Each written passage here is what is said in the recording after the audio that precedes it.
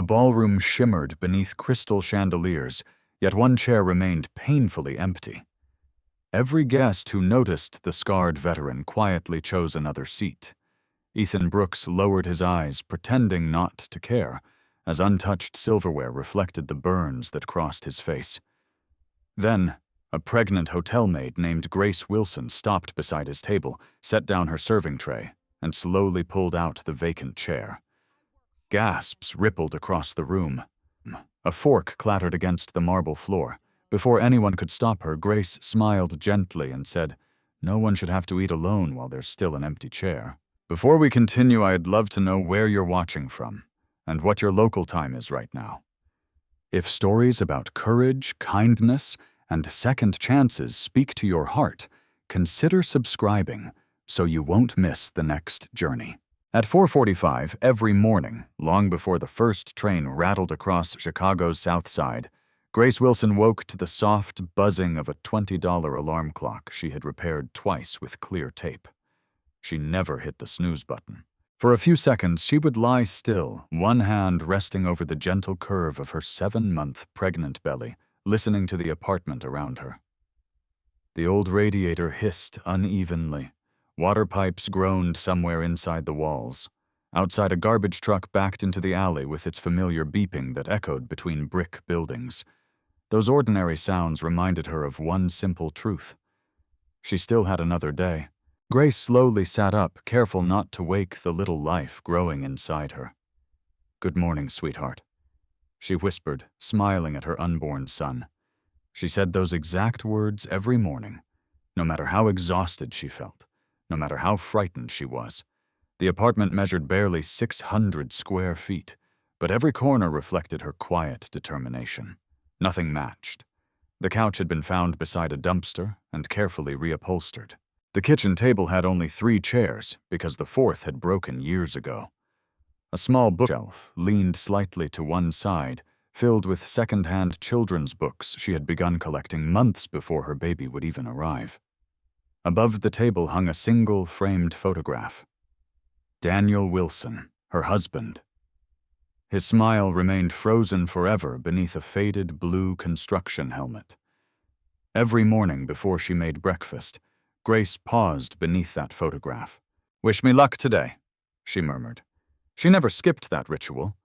Then she tied her dark curls into a neat, low bun, slipped on a faded gray sweatshirt, and stepped into the tiny kitchen. Money had become something she counted in teaspoons instead of dollars. She opened the refrigerator. Half a carton of milk, 3 eggs, a package of turkey slices bought on clearance, homemade vegetable soup, 1 apple. She smiled anyway. It was enough. She scrambled 1 egg, toasted 2 slices of whole wheat bread, and carefully wrapped half the sandwich into wax paper. The other half went into a small blue lunch container with yesterday's soup. That lunchbox had once belonged to Daniel. The corners were scratched. The handle had been replaced with black electrical tape. She could have bought another one months ago, but she never did. Every scratch carried a memory. Daniel had taken that lunchbox to construction sites for nearly 8 years. The dent on one corner came from the day he accidentally dropped it off a scaffold. He had laughed all evening about it. Now Grace traced that dent with her thumb before closing the lid. Some people kept expensive jewelry after losing someone they loved. Grace kept a dented lunchbox. At exactly 5:30 a.m., she opened a small notebook lying beside the coffee maker. Every page was covered with tiny handwriting. Rent, electricity, prenatal vitamins, bus fare, baby diapers, emergency savings. Each expense had been recorded to the nearest dollar, sometimes even to the nearest quarter. She picked up her pencil. Checking account, $386. Savings, $841. She smiled again. Another week without touching the emergency fund. That felt like winning the lottery. Pregnancy had taught her something strange. The future could become terrifying because of numbers. Hospital bills, medical insurance deductibles, baby formula, childcare. Every figure looked larger than the last. Still, she refused to let fear decide how she lived. She closed the book, and slipped it into her work bag. At 6:05 a.m., she walked downstairs carrying the lunchbox and an old insulated coffee mug. Mrs. Eleanor Jenkins, the 82-year-old widow from apartment 2B, was struggling to carry groceries through the front entrance. Without hesitation, Grace hurried over. "I've got those." "Oh, honey, you're carrying enough already?" Eleanor laughed, pointing at Grace's stomach. Grace grinned. "My little passenger doesn't mind." She carried every grocery bag upstairs before catching her bus. It made her 6 minutes late, again. The bus driver recognized her immediately. "Morning, Miss Wilson." "Morning." "You helping Mrs. Jenkins again?" Grace shrugged. "She'd do the same for me." The driver smiled. "You always say that." Because it was true. Grace believed kindness only mattered when nobody was watching. By 6:50, downtown Chicago was already alive. Business executives hurried toward office towers with coffee cups worth more than Grace spent on lunch for 3 days. Tourists photographed historic buildings. Delivery trucks crowded narrow streets. Grace stepped off the bus and looked up at the elegant stone facade of the Grand Ashbury Hotel. She had worked there almost 4 years. Most guests never noticed the people wearing gray housekeeping uniforms. That was fine. Invisible people often saw everything. She changed into her work clothes inside the employee locker room. Pressed white shirt, black maternity skirt, comfortable shoes with thick soles, simple name tag, Grace Wilson, housekeeping and banquet services. Maria Lopez looked up from tying her apron. "You look tired." "I slept okay." "You always say okay." Grace laughed softly. "Because it usually is." Maria shook her head. "You're the only pregnant woman I know who worries more about everyone else." Grace didn't answer. Instead, she reached into her lunch bag. "I made extra soup." Maria raised an eyebrow. "You barely made enough for yourself." Grace slid the container toward her anyway. "I know your grandson's sick." Maria looked embarrassed. "I can't keep taking your food." "It's only soup." "No. It's family." Maria's eyes glistened. She accepted it without another word. Grace never mentioned generosity. She simply practiced it. At exactly 9:15, while polishing brass railings near the ballroom entrance, Grace overheard 2 banquet supervisors discussing tomorrow night's Veterans Legacy Gala. "Biggest event this year. Almost 400 guests. Television coverage. Foundation donors. Military officials. Corporate sponsors?" Grace continued polishing. The conversation meant little to her. Another event. Another long shift. Another evening carrying trays until her swollen feet begged for mercy. Still, one sentence caught her attention. "The guest of honor insisted on sitting with everyone else." She wondered briefly what kind of person would ask for that. Then she returned to work. Her own life left little room for curiosity. That afternoon, during her 15-minute break, Grace walked outside behind the hotel. She sat on an overturned milk crate beneath a narrow patch of shade. She opened Daniel's lunchbox. Before taking a bite, she unfolded a small piece of paper tucked inside. It wasn't a grocery list. It wasn't a receipt. It was one of Daniel's old notes.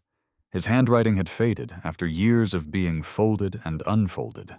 "If today gets heavy, remember, one kind choice can change someone else's whole day." Grace smiled. She had read those words hundreds of times, yet they always felt new. She carefully folded the note again. Far above the alley, expensive limousines were already arriving to prepare for tomorrow night's gala. Inside the ballroom, workers arranged hundreds of elegant chairs beneath glittering chandeliers. Grace glanced toward the enormous windows. She didn't know it yet. One of those chairs would soon become the most important object in her life. The invitation arrived on a gray Tuesday afternoon, tucked between an electricity bill and 2 advertisements for discounted car insurance. Ethan Brooks almost threw it away. The thick cream-colored envelope carried an embossed navy blue seal. Pierce Veterans Foundation. He stared at it for several seconds before setting it on the workbench beside an engine block that still needed repairing. Outside, sleet tapped softly against the windows of Brooks Auto Service, a modest two-bay garage squeezed between an old laundromat and a pawn shop on Chicago's South Side. Business had been slow all week. Not because Ethan wasn't good at fixing cars. Everyone in the neighborhood knew he was one of the best mechanics around. People waited weeks for him instead of going somewhere cheaper. The problem came whenever new customers walked through the front door. Some froze. Some looked away. Some quietly left before speaking a single word. They rarely said why. They didn't have to. The scars answered for them. The burns began at the left side of Ethan's forehead, stretched across his cheek, disappeared beneath his collar, then climbed over his neck in thick ridges of pale, uneven skin. Years ago, children had asked innocent questions. What happened to your face? Adults never asked. Adults simply stared, then pretended they hadn't. Ethan had learned to live inside that silence. He picked up a socket wrench and slid beneath a weathered Ford pickup balanced on the hydraulic lift. Metal didn't judge. Engines never looked frightened. Machines only cared whether someone understood how they worked. That was one reason he loved fixing them. Around 3 o'clock, the garage door rolled open. "Mr. Brooks." A familiar voice echoed inside. It belonged to 16-year-old Tyler Evans, who delivered auto parts after school. "I've got your brake rotors. Leave them over there." Tyler carried the heavy boxes toward the workbench. As always, he spoke directly to Ethan's face instead of glancing away. Most people noticed the scars first. Tyler noticed the person. "You got mail." "I know." Tyler looked at the unopened envelope. A fancy one. Ethan chuckled softly. "Probably asking for money." Tyler laughed. "They're asking the wrong mechanic." After signing the delivery receipt, Tyler hesitated. "You going to open it?" "Maybe later." "You always say later." "I usually mean never." Tyler shrugged. "Suit yourself." When the teenager left, silence settled over the garage once again. Only the ticking of cooling engines filled the room. Finally, Ethan wiped grease from his hands with an old cotton rag and opened the envelope. Inside rested a single invitation. Pierce Veterans Foundation Annual Legacy Gala. Guest of honor. Saturday, 6:30 p.m. Grand Ashbury Hotel. Formal attire requested. He frowned. Guest of honor. That couldn't be right. He turned the card over. Nothing. No explanation. Just his name. Mr. Ethan Brooks. He read it 3 more times before placing it back inside the envelope. A memory drifted quietly into his thoughts. 22 years earlier. Smoke. Flames. People screaming. A collapsing staircase. He closed his eyes. Not today. Some memories remained locked for a reason. The bell above the office door rang. His only employee, Carl Benson, emerged carrying 2 paper cups of coffee. Carl was 63, retired from city transit, and worked 3 mornings a week, mostly because he hated sitting at home. "You look like you saw a ghost." Ethan slid the invitation across the desk. Carl adjusted his reading glasses. "Well, would you look at that? You think they mailed it to the wrong guy?" Carl smiled.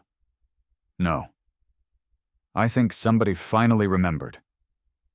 Ethan leaned against the counter. "I don't belong in a ballroom. You served your country.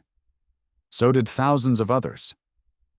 You still don't belong in a ballroom, huh? I fixed transmissions." Carl folded the invitation carefully. "You also saved lives."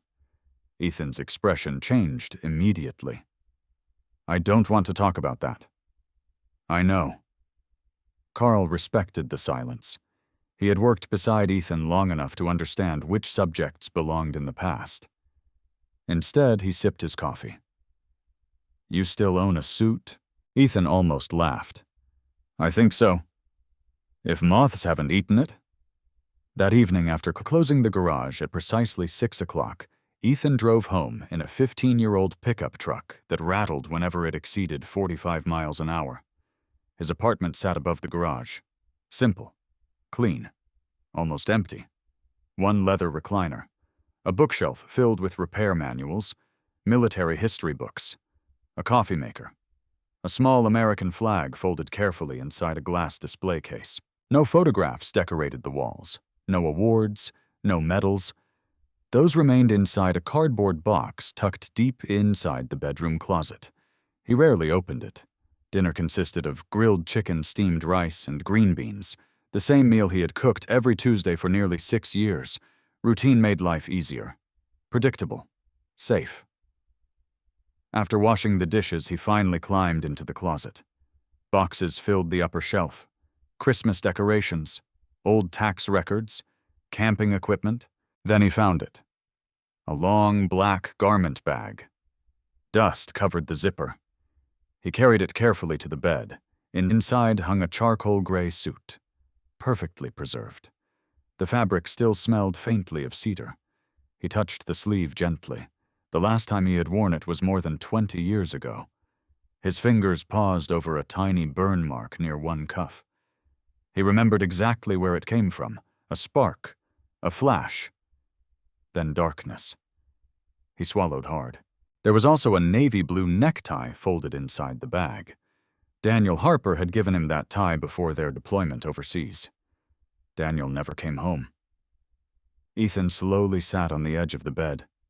Sometimes grief became lighter with time. Sometimes it simply became quieter. He looked toward the bathroom. A mirror hung above the sink. Most mornings he shaved without really looking at himself. Tonight he stood in front of the reflection. The scars seemed older now. His beard had become more gray than black. Fine lines surrounded his eyes. He barely recognized the 29-year-old Marine who had once smiled so easily.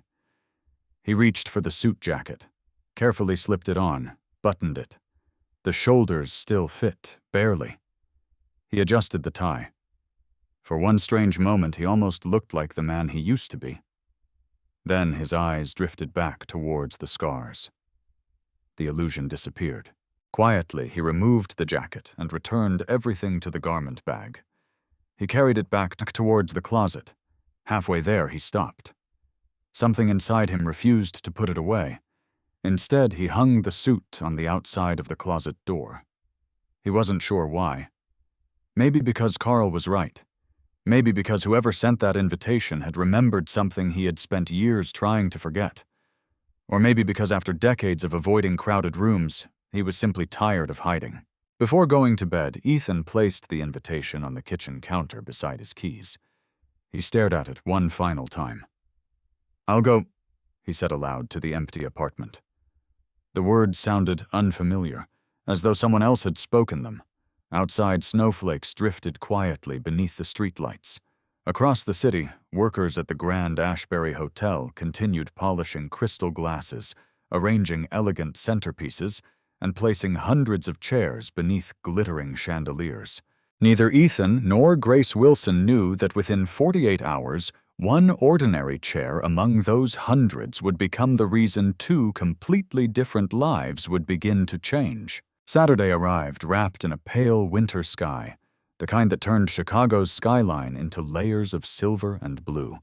By 8 o'clock that morning, the Grand Ashbury Hotel was already humming with controlled urgency. In the banquet kitchen, industrial ovens roared with heat, while chefs barked orders over the clatter of stainless steel pans.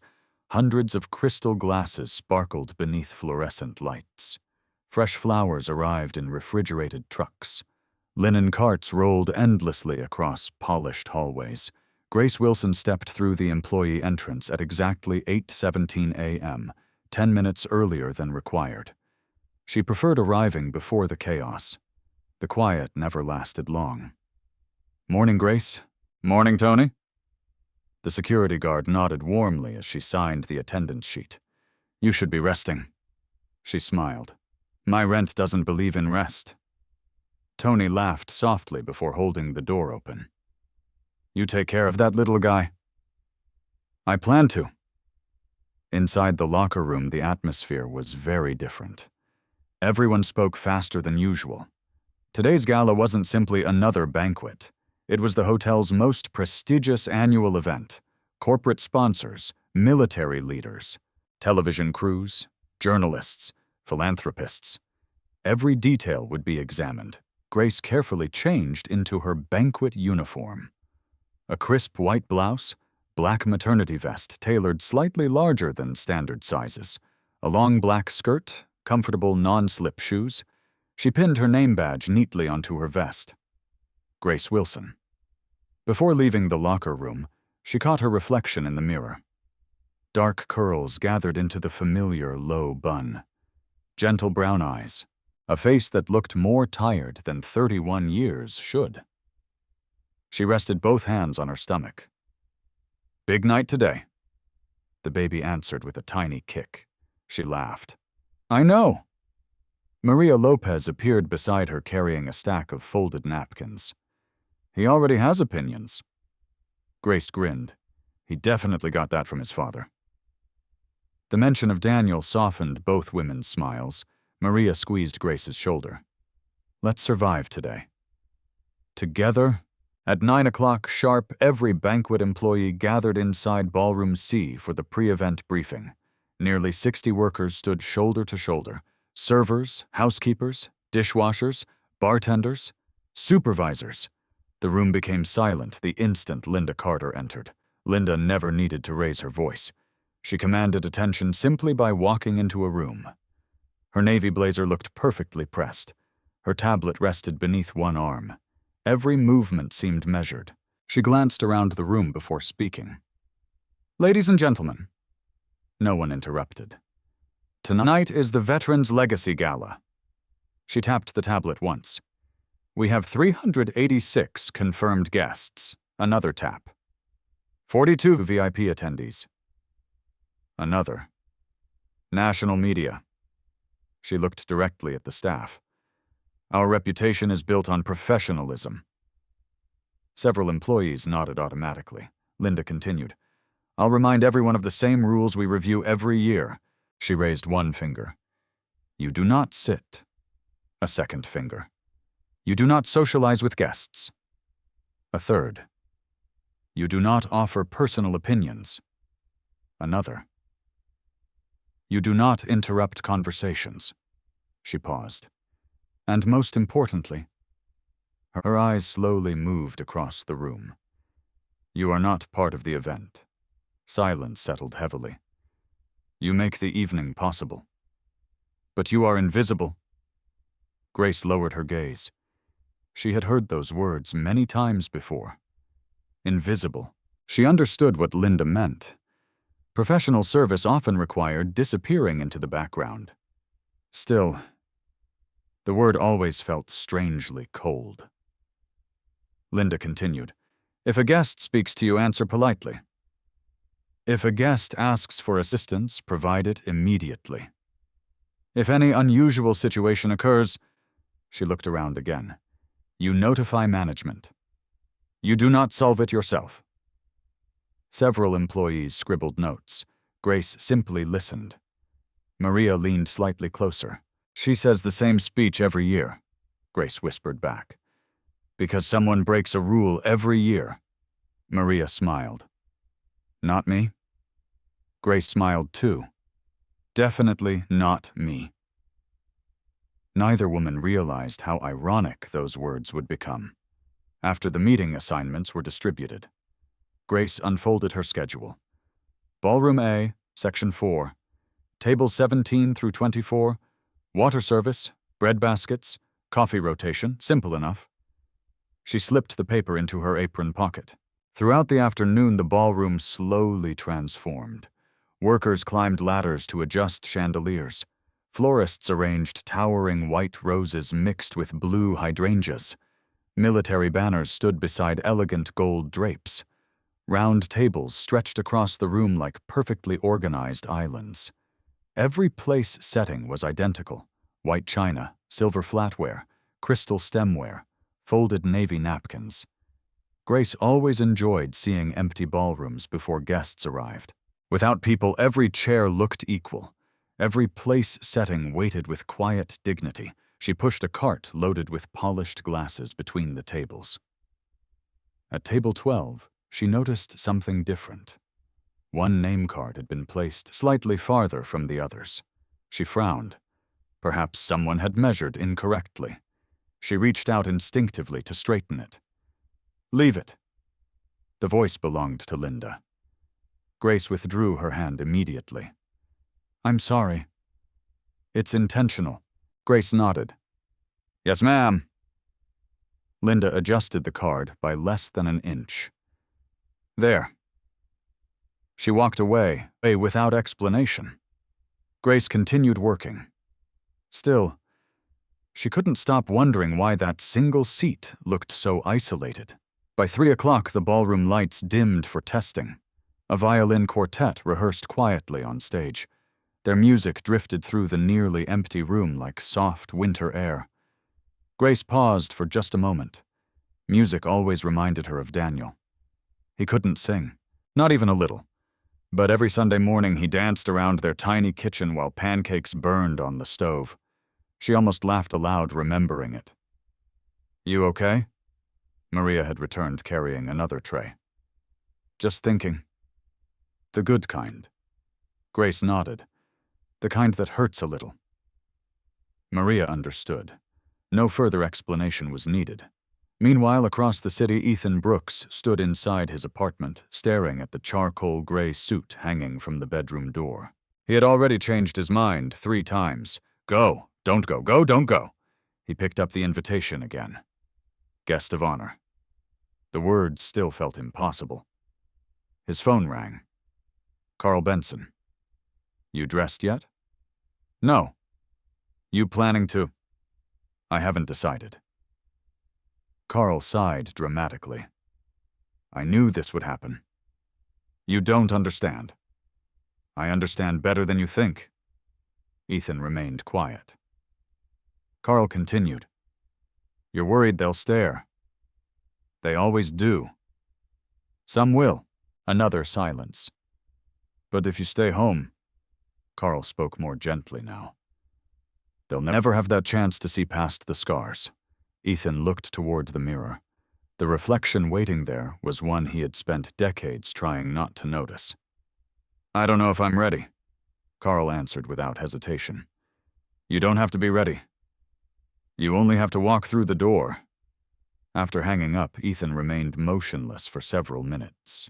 Then he slowly reached for the suit jacket. Back at the Grand Ashbury Hotel, the first black SUVs began arriving beneath the grand entrance canopy. Valets hurried into position. Photographers tested camera flashes.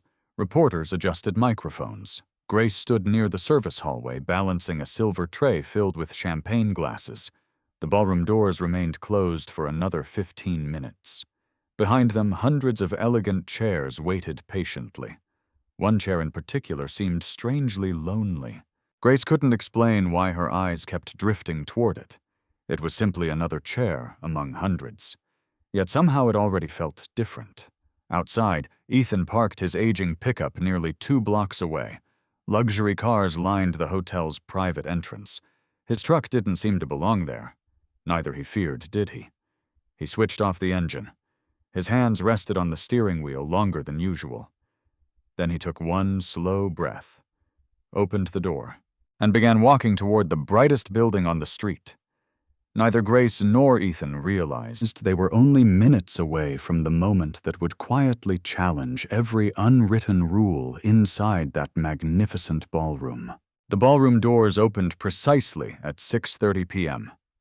Warm light spilled across polished marble floors as the first wave of guests entered, wrapped in tailored tuxedos, elegant evening gowns, and quiet confidence that came from belonging in rooms like this. A string quartet played softly from the stage. Crystal chandeliers reflected thousands of tiny lights onto white tablecloths.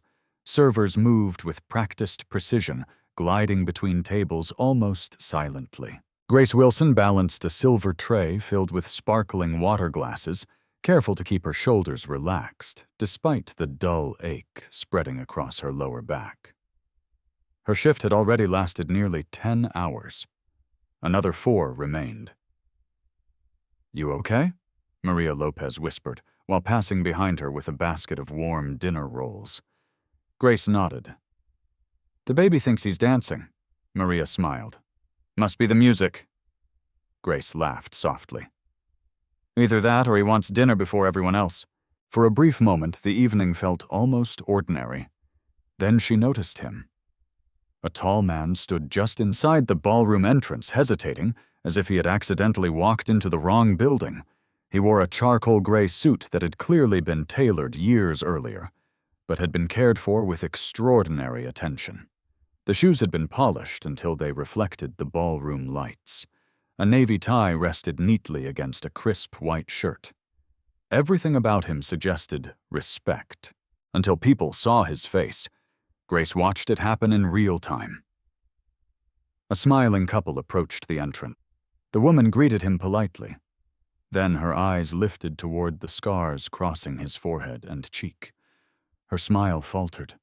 Without saying a word, she gently touched her husband's arm. They changed direction. Another guest walked toward him carrying a glass of champagne. He offered a quick nod. The guest returned it politely, then looked away almost immediately, one after another. Small reactions, barely noticeable, yet impossible to ignore once someone began paying up attention. Nobody insulted him, nobody laughed, nobody pointed. The distance people created around him felt far quieter than cruelty. It looked almost civilized, which somehow made it hurt even more. Grace lowered her tray onto a nearby service station. She watched the man check the number printed on his invitation. Table 12. He crossed the ballroom with slow, measured steps. Several guests were already seated there. Conversation flowed easily. Wine glasses clinked. Someone laughed loudly. The empty chair waiting beside them seemed perfectly ordinary. Until Ethan Brooks arrived. A woman occupying the nearest seat glanced up. "Oh." She forced a polite smile. "You must be—" "Ethan Brooks." His voice was calm. She nodded. For half a second, it seemed she might welcome him. Instead, she quietly gathered her evening purse. "I just remembered I promised my sister I'd switch tables." She stood before anyone could respond. Within moments, another guest volunteered to accompany her. Then another. No scene, no argument, simply excuses. "I'd like to sit closer to the stage. I know someone over there. I'll join the donors." Less than 2 minutes later, Ethan remained standing beside his assigned chair. Half the table had quietly rearranged itself. Nobody acknowledged why. Nobody needed to. Grace felt something tighten inside her chest. She had seen this before. Not here, not in a ballroom, but in hospital waiting rooms after Daniel's accident. People avoided patients whose injuries reminded them how fragile life really was. It wasn't hatred, it was discomfort. Sometimes discomfort could wound more deeply than anger. Ethan slowly pulled out his chair, sat down, placed both hands neatly on the table. He smiled whenever someone looked his way. Most people didn't. Grace picked up another tray and continued serving nearby tables. She couldn't stop watching him from the corner of her eye. Every few minutes, another guest approached table 12. Every few minutes, the same pattern repeated. Recognition. A pause. Then an excuse. One chair beside Ethan remained empty, completely empty, as though invisible tape surrounded it. At 6:55, the dinner service officially began. Grace carried bread baskets from table to table. "Fresh sourdough. Would you care for another roll?" Butter, smiles, thank yous, polite conversation. When she finally reached table 12, she noticed Ethan studying the menu without really reading it. His water glass remained untouched. She gently placed a bread basket near him. "Fresh sourdough, sir." He looked up. For the first time that evening, someone met his eyes without immediately looking away. His expression softened. Thank you." His voice carried the rough warmth of someone who rarely spoke loudly. Grace noticed something else. He waited until everyone else at the table had taken bread before reaching for a single roll himself. Old habit. Military habit, perhaps. Or simply kindness. As she poured water into his glass, Ethan spoke quietly. "I appreciate your help." "Of course," he hesitated. "I'm sorry." Grace looked puzzled. "For what? If my face makes your job uncomfortable?" She froze. The words were spoken so gently they almost disappeared beneath the music. No bitterness, no accusation, only quiet resignation. As though he had apologized for existing many times before. Grace felt an unexpected ache behind her ribs. She thought of Daniel again. After the explosion at the construction site, Daniel had refused visitors for weeks. One evening, he had confessed something that still echoed inside her memory. "I don't want Emma's kids to see me like this." Grace had taken both his burned hands. "They'll only see their uncle." Daniel had smiled through tears. Maybe. He never completely believed it. Standing beside Ethan, now she heard that same doubt. Different scars, same loneliness. She poured the last of the water, then surprised herself. "You don't have anything to apologize for?" Ethan looked genuinely confused. She smiled gently. "My job is serving dinner." She paused, not judging faces. For a second, neither of them spoke. Then something remarkable happened. Ethan smiled. It wasn't a large smile, only the smallest curve at the corner of his mouth. Yet it transformed his entire expression. The scars remained. But suddenly Grace could imagine the younger man he had once been. "Thank you," he said quietly. She nodded. "Enjoy your meal." As she turned away, she noticed several guests watching the exchange. Not openly, just enough to notice. One man whispered something to the woman beside him. She glanced toward Ethan, then toward Grace. The whispers faded as quickly as they had begun. Grace continued working. Still, she kept returning to table 12. Coffee refills, extra butter, fresh water. Small reasons. Every time she passed, the chair beside Ethan remained empty. By 7:20, salads had been cleared. Main courses arrived. Conversations filled the ballroom. Laughter echoed beneath crystal chandeliers. At nearly every table, strangers had become acquaintances. Wine loosened conversation. Stories flowed easily. Only one table looked different. Ethan ate slowly, alone. Not physically. People still occupied the other seats. Yet no one spoke to him for more than a sentence or two. No one asked about his day. No one introduced themselves. No one noticed when he quietly folded his napkin onto his lap with military precision. Grace watched him from across the room while carrying a tray of coffee cups. She remembered the words folded inside Daniel's old lunchbox. "If today gets heavy, remember, one kind choice can change someone else's whole day." Her eyes drifted toward the empty chair beside Ethan. It had remained untouched for nearly an hour. No purse rested there, no coat, no plate. Only polished silverware waiting for someone who never came. Grace didn't know why she couldn't stop looking at it. It was only a chair, yet somehow it no longer felt empty. It felt like a question waiting for someone brave enough to answer. The keynote speaker had just begun welcoming the audience when Grace noticed the chair again. Table 12.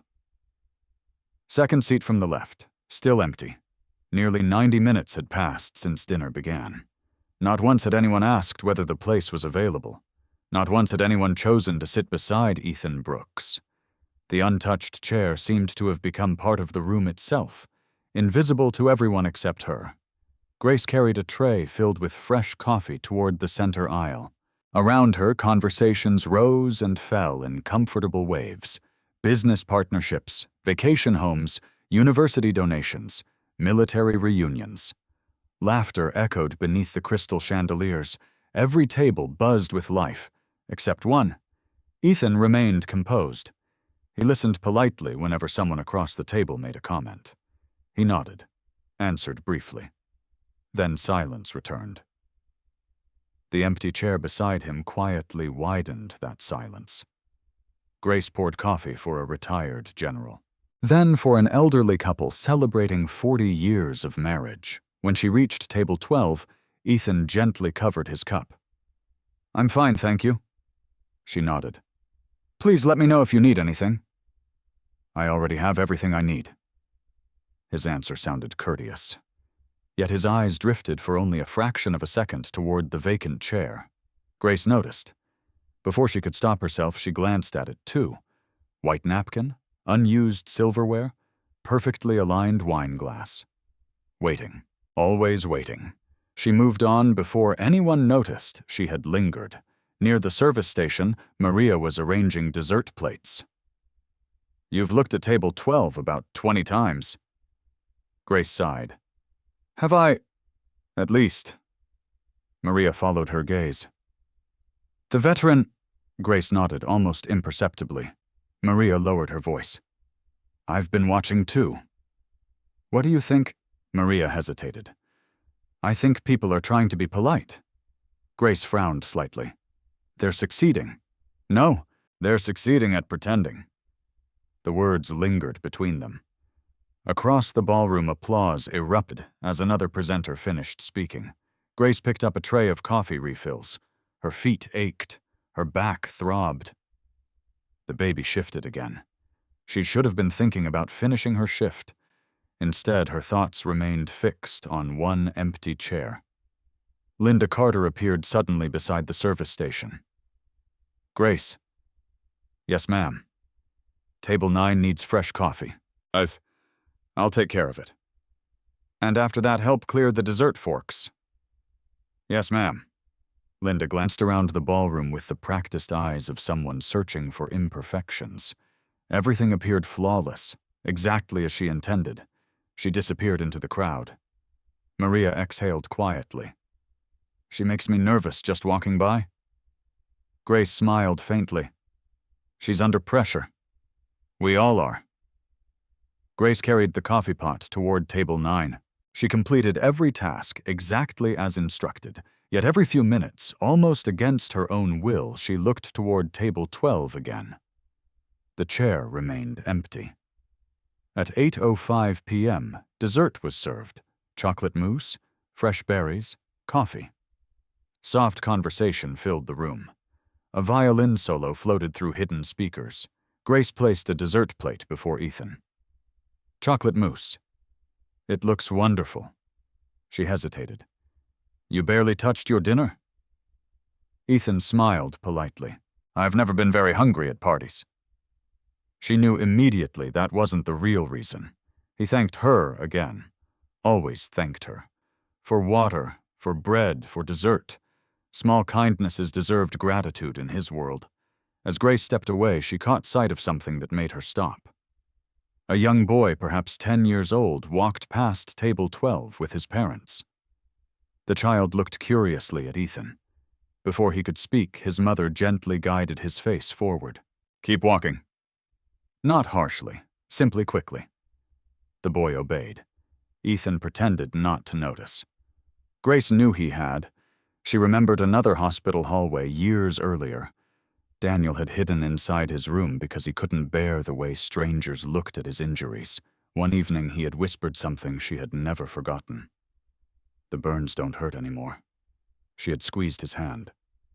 "What does—" He had looked toward the doorway. "The way people decide who I am before they know my name." Grace blinked. For one brief moment, the ballroom disappeared. She saw Daniel again. His bandaged hands, his uncertain smile, his fear that kindness had become something he no longer deserved. The memory struck with surprising force. She returned to the present, carrying an empty tray. Table 12, the chair, Ethan, Daniel. The three images merged together until she could no longer separate them. At the far end of the room, Jonathan Pierce laughed warmly with several foundation donors. Television cameras focused on the stage. Nobody noticed the quiet story unfolding near the center of the ballroom, except Grace. and perhaps Ethan. He had stopped pretending to study the program booklet. Instead, he sat perfectly still. His hands rested calmly beside his plate. Military posture, disciplined, dignified, lonely. Grace slowed beside a service cart. Her breathing became shallow. She wasn't thinking about hotel rules anymore. She wasn't thinking about management. She wasn't thinking about television cameras. She was thinking about one sentence. If today gets heavy, remember, one kind choice can change someone else's whole day. She closed her eyes briefly. Daniel's handwriting, his lunchbox, his smile. When she opened them again, the empty chair seemed even louder than before. Maria approached, carrying another tray. "What are you thinking?" Grace answered honestly. "I don't know." Maria followed her gaze, then understood. Her eyes widened slightly. "Grace, I know." "Don't." Grace looked back toward Ethan. He had lowered his eyes once more, almost as if making himself smaller, trying not to disturb anyone. Maria spoke quietly. "Linda will lose her mind." "I know." "You could lose your job." Grace nodded. "I know." Maria searched her friend's face.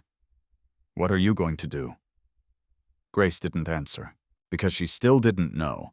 Another round of applause erupted. Everyone looked toward the stage, everyone except Grace. She looked only at the empty chair. One more announcement echoed across the ballroom. One more standing ovation, one more opportunity to keep walking. She could return to work, finish the evening, go home, wake up tomorrow. Nothing would happen, except one man would remember another banquet where nobody had wanted the seat beside him. Grace slowly set her serving tray onto the nearest station. She removed the folded linen towel from her arm, placed it carefully beside the tray. Then she took one step, another, and another, toward table 12. Maria watched in stunned silence. "Oh, Grace," several servers noticed. One whispered to another. "Where's she going?" "I don't know." Grace reached the empty chair. For one heartbeat, she simply stood there. Ethan looked up, surprised. "Miss," without saying a word, Grace gently wrapped both hands around the back of the chair. The legs scraped softly across the polished floor. The sound wasn't loud, yet in the middle of the elegant ballroom it seemed to cut through every conversation. Nearby guests turned their heads. A fork slipped from someone's hand and clinked against a china plate. Across the room, Linda Carter froze mid-conversation, her eyes locked onto Grace. "No," she whispered. Grace pulled the chair out completely. She looked at Ethan, then offered the same warm smile she had offered Mrs. Jenkins, Maria Toney, and countless strangers who had crossed her path. "I think," she said quietly enough that only the nearest tables heard at first. "No one should have to eat alone while there's still an empty chair." Then, ignoring every unwritten rule in the ballroom, Grace Wilson calmly sat down beside Ethan Brooks. For one breathtaking moment, the entire room fell silent. For several long seconds, no one moved. The ballroom remained frozen in stunned silence. Grace Wilson sat quietly beside Ethan Brooks as though she had done nothing unusual. She folded her hands gently over her 7-month pregnant belly and offered him the same calm smile she gave every frightened patient, every elderly neighbor, every stranger who crossed her path. Ethan stared at her, unable to find words. His voice caught, unexpectedly. "You don't have to say anything," Grace said softly. "I know." He glanced around the ballroom. Nearly every face was turned toward them. Some looked confused, others disapproved. A few appeared genuinely curious. Grace noticed none of it. Instead, she reached toward the untouched breadbasket. "Would you mind if I borrowed one?" Ethan blinked. "It's yours." She laughed quietly. "No. It belongs to the hotel." She picked up a single dinner roll and broke it carefully in half. "Would you like some?" The question sounded so ordinary that Ethan almost smiled. I think that's supposed to be my line. Probably. He accepted the warm bread. For the first time all evening, neither of them seemed aware of the hundreds of people watching. Across the ballroom, Linda Carter had already started walking toward them. Fast. Purposefully. Maria noticed immediately. "Oh no," another server whispered nervously. "She's going to stop Grace." Yet Jonathan Pierce, seated near the stage, lifted one hand almost imperceptibly toward Linda. She hesitated. Jonathan didn't speak. He simply gave the slightest shake of his head. Not yet. Confused, Linda stopped where she was. She folded both arms across her chest instead. Watching. Waiting. At table 12, Ethan finally spoke. "You've probably made your manager very unhappy." Grace smiled without looking away. "That's possible." "You shouldn't risk your job because of me." She looked at him thoughtfully. "I didn't." "You didn't." "I risked it because I didn't like what that empty chair was saying." Ethan frowned. "What do you mean?" Grace glanced toward the chair she had just occupied. "It kept telling everyone that nobody wanted to sit beside you." Silence settled between them again. This time it felt different. Not awkward, honest. Ethan slowly lowered his eyes to his plate. "I've heard that message before." Grace nodded. "I know." "You know? My husband spent 3 months in a burn unit after an explosion." Ethan looked up immediately. "I didn't know." "Most people don't." She spoke gently, almost as though telling someone else's story. "He worked construction.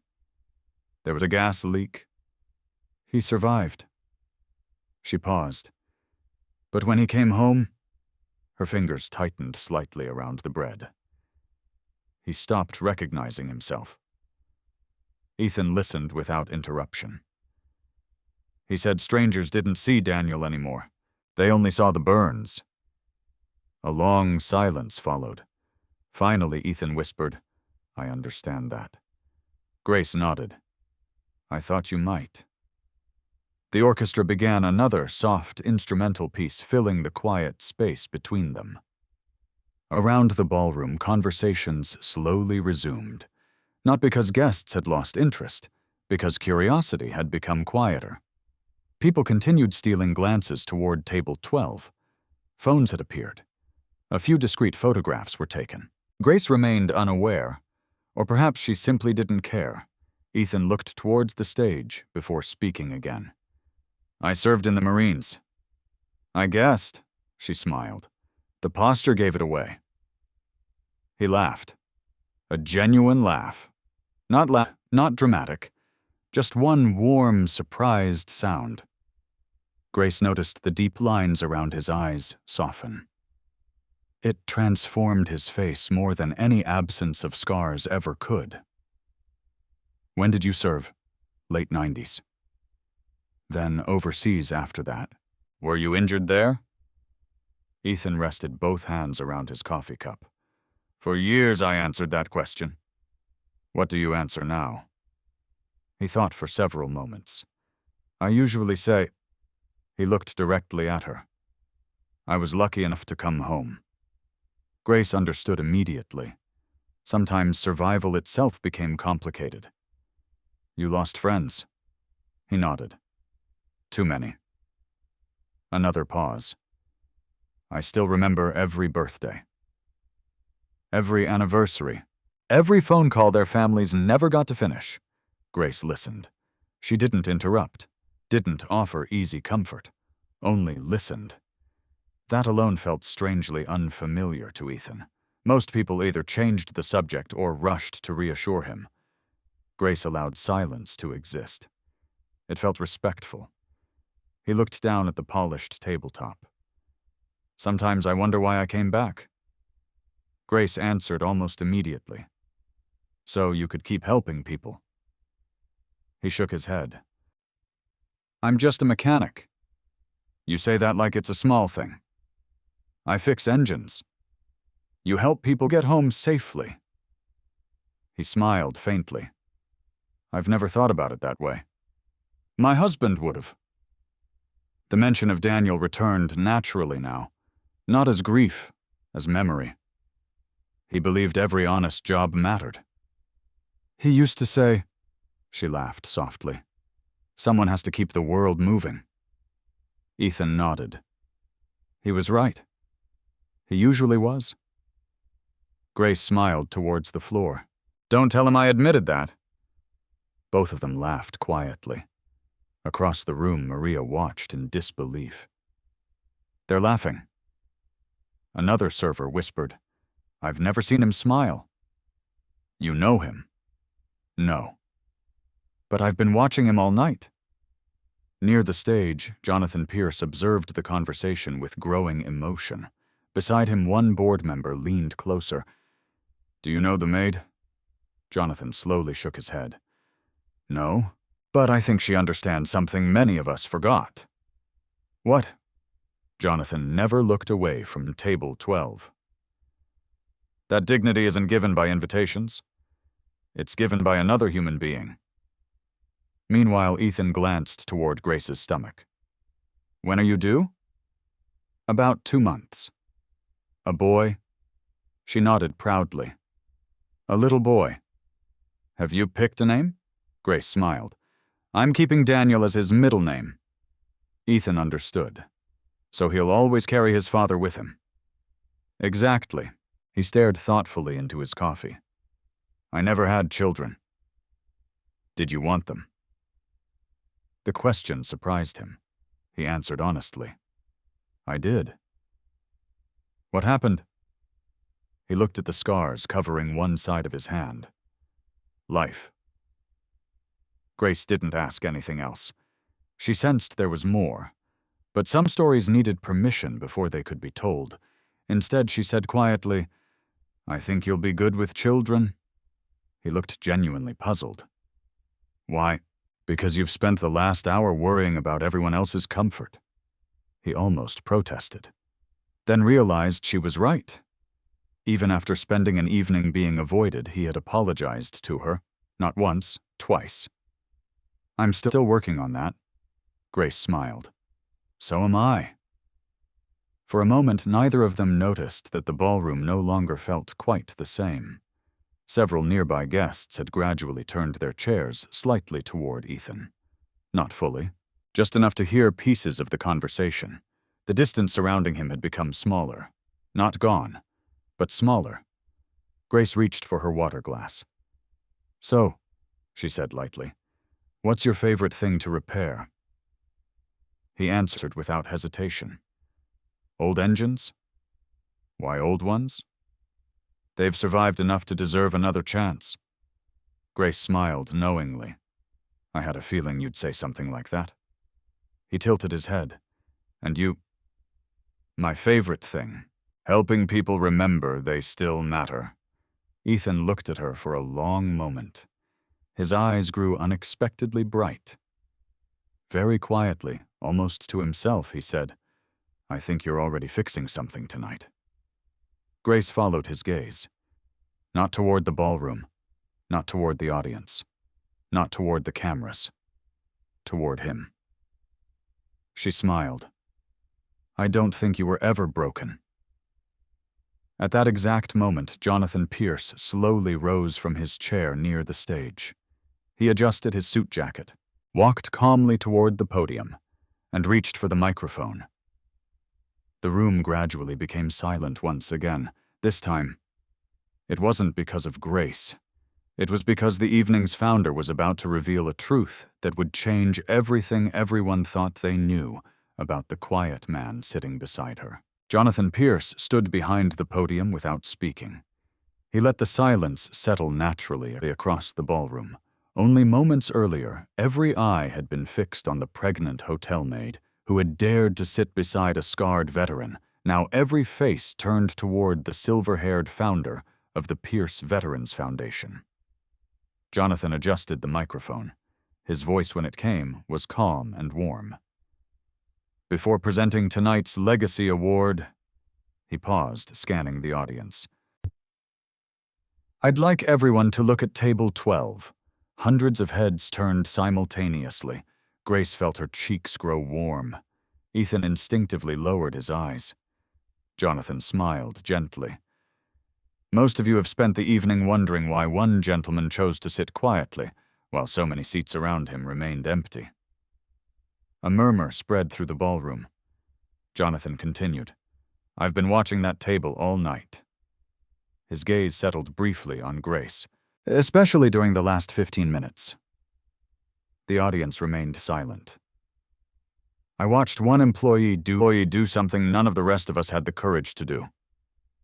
Grace looked startled. Jonathan wasn't praising her. Not yet. He slowly turned toward Ethan. But before I explain why, I'd like everyone to know who Mr. Ethan Brooks really is. Ethan immediately shook his head. Jonathan? His voice was barely audible. You don't have to. Jonathan smiled. My friend. I think I do. The word friend echoed through the ballroom. Several guests exchanged puzzled looks. Friend. The founder of one of Chicago's largest veterans foundations knew the quiet mechanic personally. Jonathan stepped away from the podium. Instead of remaining beneath the spotlight, he walked directly toward table 12. The room watched every step. When he reached Ethan, he stopped. For a moment, neither man spoke. Then Jonathan did something nobody expected. He extended both hands. Ethan slowly stood. Jonathan embraced him. Not carefully, not politely, completely, like a brother. The ballroom fell utterly silent. After several seconds, Jonathan stepped back. His eyes glistened. I've waited 22 years to publicly thank you. Ethan sighed quietly. You already thanked me. No, Jonathan smiled sadly. I tried. They're different things. He turned towards the audience. 22 years ago, I was not the man standing before you tonight. He looked briefly toward the enormous ballroom. I wasn't wealthy. I didn't run a foundation. I owned a small trucking company. Several audience members leaned forward. Jonathan continued. One November evening, one of my warehouses caught fire.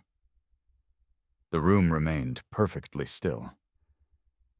There were 6 people trapped inside, myself included. A photograph suddenly appeared on the large projection screen behind the stage. An old newspaper clipping. Smoke pouring from a burning warehouse. Emergency vehicles everywhere. Several guests gasped. I remember almost nothing after the roof collapsed. Jonathan spoke slowly now. Only smoke. Heat. And thinking. So, this was the end. He turned toward Ethan. But one Marine who happened to be driving home refused to accept that. Every eye shifted back toward Ethan. He wasn't part of the fire department. He wasn't on duty. He could have kept driving. Instead, Jonathan smiled through gathering emotion. He ran into a burning building. The room became absolutely motionless. He carried one worker outside, then another, then another. Someone near the back whispered, My God. Jonathan nodded. Then he went back inside. Again. And again. Another photograph appeared. A younger Ethan, uniform burned, face wrapped in bandages, surrounded by firefighters. Several people covered their mouths. Jonathan continued quietly. The final person he carried out was me. Silence. He nearly didn't make it. Another image appeared. Hospital room, burn unit. A young Marine with heavy bandages covering his head and neck. Grace felt her heart tighten. Daniel. The image reminded her painfully of Daniel. Jonathan's voice grew softer. Ethan spent months recovering. I visited him every week. I brought flowers. I brought checks. I offered him part ownership of my company. I offered him everything I had. Jonathan laughed gently. He refused every single offer. Across the ballroom, someone whispered, "Why?" Jonathan refused every single offer. Across the ballroom, someone whispered, "Why?" Jonathan answered before anyone could ask aloud. "Because," he said. He looked toward Ethan. "Saving people isn't something you sell." A wave of emotion swept through the room. Jonathan nodded slowly. "I've repeated those words for 22 years. He turned back toward the audience. "Many of you know our foundation helps veterans build new lives. What you may not know is why this foundation exists at all." He looked again toward Ethan. "It exists because one stranger refused to let me die." The ballroom erupted into spontaneous applause. People rose from their chairs almost instinctively, one after another, standing, clapping, some wiping away tears. Only Ethan remained standing awkwardly beside his chair. Embarrassed. He looked as though he wanted the floor to disappear beneath him. Jonathan gently raised one hand. The applause slowly faded. "There is something else." Again, the room became quiet. "Most of you have looked at Ethan's scars tonight." He didn't say it accusingly, only truthfully. "I know. I watched." Nobody argued. Jonathan nodded. "I understand. We notice what is different." He took one slow breath. "But every scar on this man's face exists because he walked back into fire after people he didn't know." No one moved. Jonathan continued, "I've spent 22 years trying to convince Ethan to attend this gala. He always refused." Grace looked toward Ethan. He smiled sheepishly. Jonathan chuckled. "He told me, 'People come here to celebrate heroes. I just fix cars.'" Soft laughter spread gently through the room. Jonathan smiled. "So, this year..." I stopped asking. I simply listed him as guest of honor. Even Ethan laughed quietly. Jonathan looked toward him warmly. "I knew you'd be too polite to ignore an official invitation." The audience laughed with him. The tension that had filled the ballroom earlier had completely transformed. Jonathan slowly walked around the table, then stopped beside the chair Grace now occupied. His expression changed again. "I've waited 22 years. Hoping people would see Ethan the way I do." He looked around the room. "Tonight..." He rested one hand gently on the back of Grace's chair. "That happened." Grace looked confused. Jonathan shook his head softly. "No. I'm not talking about the standing ovation." He smiled at her. "I'm talking about the moment a young hotel maid looked at an empty chair. Instead of a scarred face." The ballroom became quiet once more. Jonathan's voice carried effortlessly. "Every person in this room had the opportunity to sit here." He touched the chair lightly. "Only one person chose to." Grace lowered her eyes. "I wasn't trying to make a statement." Jonathan answered immediately. "I know. That's why it mattered." He looked across the audience. "Kindness doesn't become extraordinary because it's loud. It becomes extraordinary because it's genuine." No one applauded. No one needed to. The silence itself felt respectful. Jonathan finally turned back toward Ethan. "My friend, would you please join me on stage?" Ethan hesitated. He looked first at Jonathan, then unexpectedly toward Grace. She smiled gently. "I think they're waiting for you." He smiled back. For the first time that evening, he no longer seemed uncertain about standing in front of everyone. He nodded once, straightened his jacket, then slowly walked beside Jonathan toward the brightly lit stage. Behind them, Grace remained seated beside the once empty chair. She watched the scarred veteran climb the few wooden steps with quiet dignity. She had no idea that within the next few minutes the entire ballroom would discover that the greatest honor Ethan Brooks intended to speak about was not the fire that changed his face. It was the simple act of someone choosing to share a chair. The ballroom remained standing as Ethan Brooks stepped onto the stage. The applause continued for nearly a full minute. Ethan kept his head slightly lowered, clearly uncomfortable with the attention. He stopped beside Jonathan Pierce and quietly whispered, "You really didn't have to do all that." Jonathan smiled. "I've waited 22 years. I wasn't waiting another day." Soft laughter rippled through the audience. Jonathan accepted a crystal award from one of the board members. The engraved glass caught the light from the chandeliers. He held it toward Ethan. "On behalf of the Pierce Veterans Foundation, it is my privilege to present the Legacy Award to Marine Sergeant Ethan Brooks." The applause returned, this time even louder. Guests who had avoided Ethan only an hour earlier now clapped enthusiastically. Several wiped tears from their eyes. Television cameras zoomed in. Photographers crowded near the stage. Jonathan placed the award into Ethan's hands. Ethan looked down at it for a long moment. The room slowly became quiet. Jonathan stepped aside. "The microphone is yours." Ethan stared at the audience. Hundreds of faces looked back. Earlier that evening, many of those same faces had looked away. Now they waited for him to speak. He cleared his throat. "I'm not very good at speeches." Gentle laughter spread across the ballroom. "I'm better with engines." More smiles appeared. Ethan looked down at the Crystal Award again. "When Jonathan first called me about tonight, I told him he'd invited the wrong person. I fix old cars. I change brakes. I argue with rusty bolts." The audience chuckled warmly. "I don't think about awards," he paused. "I think about getting people home safely." Several guests nodded. His honesty felt effortless. When people ask about the scars, they usually expect some dramatic answer. He gently touched the side of his face. "The truth is much simpler. I made a choice.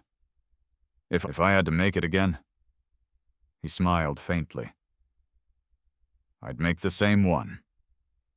Silence settled once more. Ethan looked toward Jonathan. "The people inside that warehouse deserved another sunrise."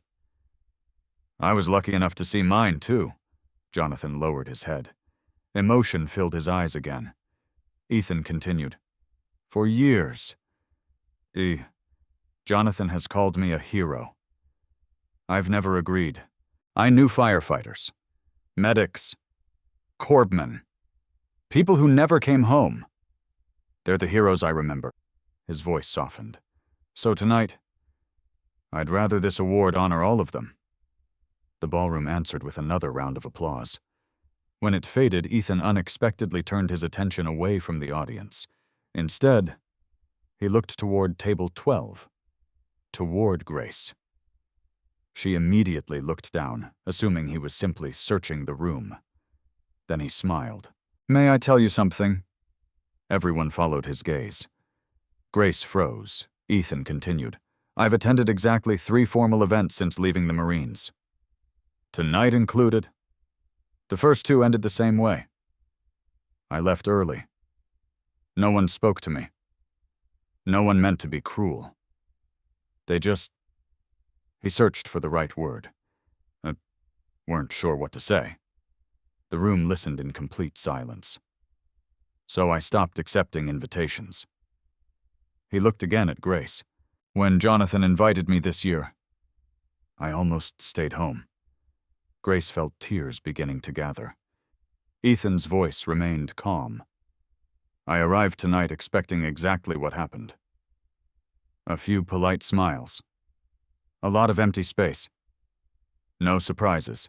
He paused. "I was wrong." The ballroom remained perfectly still. "I've received many honors in my life. Military medals, certificates, plaques. They're all meaningful. He lifted the crystal award slightly. So is this. Then he slowly lowered it again. But his eyes returned to Grace. The greatest honor I received tonight? Wasn't this award? The room became impossibly quiet. It was watching someone move a chair. A few people quietly wiped tears from their faces. Ethan continued. Most people think courage always looks dramatic. Running into a burning building. Serving overseas. Facing danger. He gently shook his head. Sometimes courage is much smaller. He pointed toward the chair Grace had occupied. Sometimes courage is simply sitting where everyone else refuses to sit. No applause interrupted him. No one wanted to break the moment. When Grace sat beside me, she didn't know who I was. She didn't know my history, my service, my medals, my friendship with Jonathan. He smiled. She didn't even know my favorite dessert. Soft laughter broke the tension. She only knew one thing. Nobody should eat alone. His voice grew quieter. She treated me kindly before she knew whether I'd ever done anything worthy of kindness. He took one slow breath. That matters. More than words could explain. Across the ballroom, Linda Carter stood absolutely still. Every sentence Ethan spoke made the knot in her stomach grow tighter. She replayed the evening in her mind. The rules, the warnings. Invisible. She had told her staff to become invisible. Yet the only act anyone would remember from the entire gala had been performed by the one employee who refused to disappear. Jonathan returned quietly to the microphone. Ethan, he smiled warmly. I think there's someone who deserves to stand beside you. The audience immediately understood. Jonathan looked toward Grace. Miss Wilson, would you join us? Grace's eyes widened. She instinctively looked toward Linda. Linda said nothing. For several seconds, neither woman moved. Then Maria whispered from behind the service station. Go. Grace hesitated. I'm working. Maria smiled through tears. Not right now. The audience began applauding again, slowly, encouragingly. Grace took a careful breath. She stood. Her pregnancy made every movement deliberate. The applause grew louder as she walked toward the stage. She seemed almost embarrassed by the attention. She reached the steps. Jonathan immediately offered his hand to help her. So does Ethan. Grace accepted neither immediately. Instead, she smiled. I've got it. The audience laughed affectionately. She climbed the steps on her own. When she finally stood beside Ethan, the contrast between them struck everyone in the room.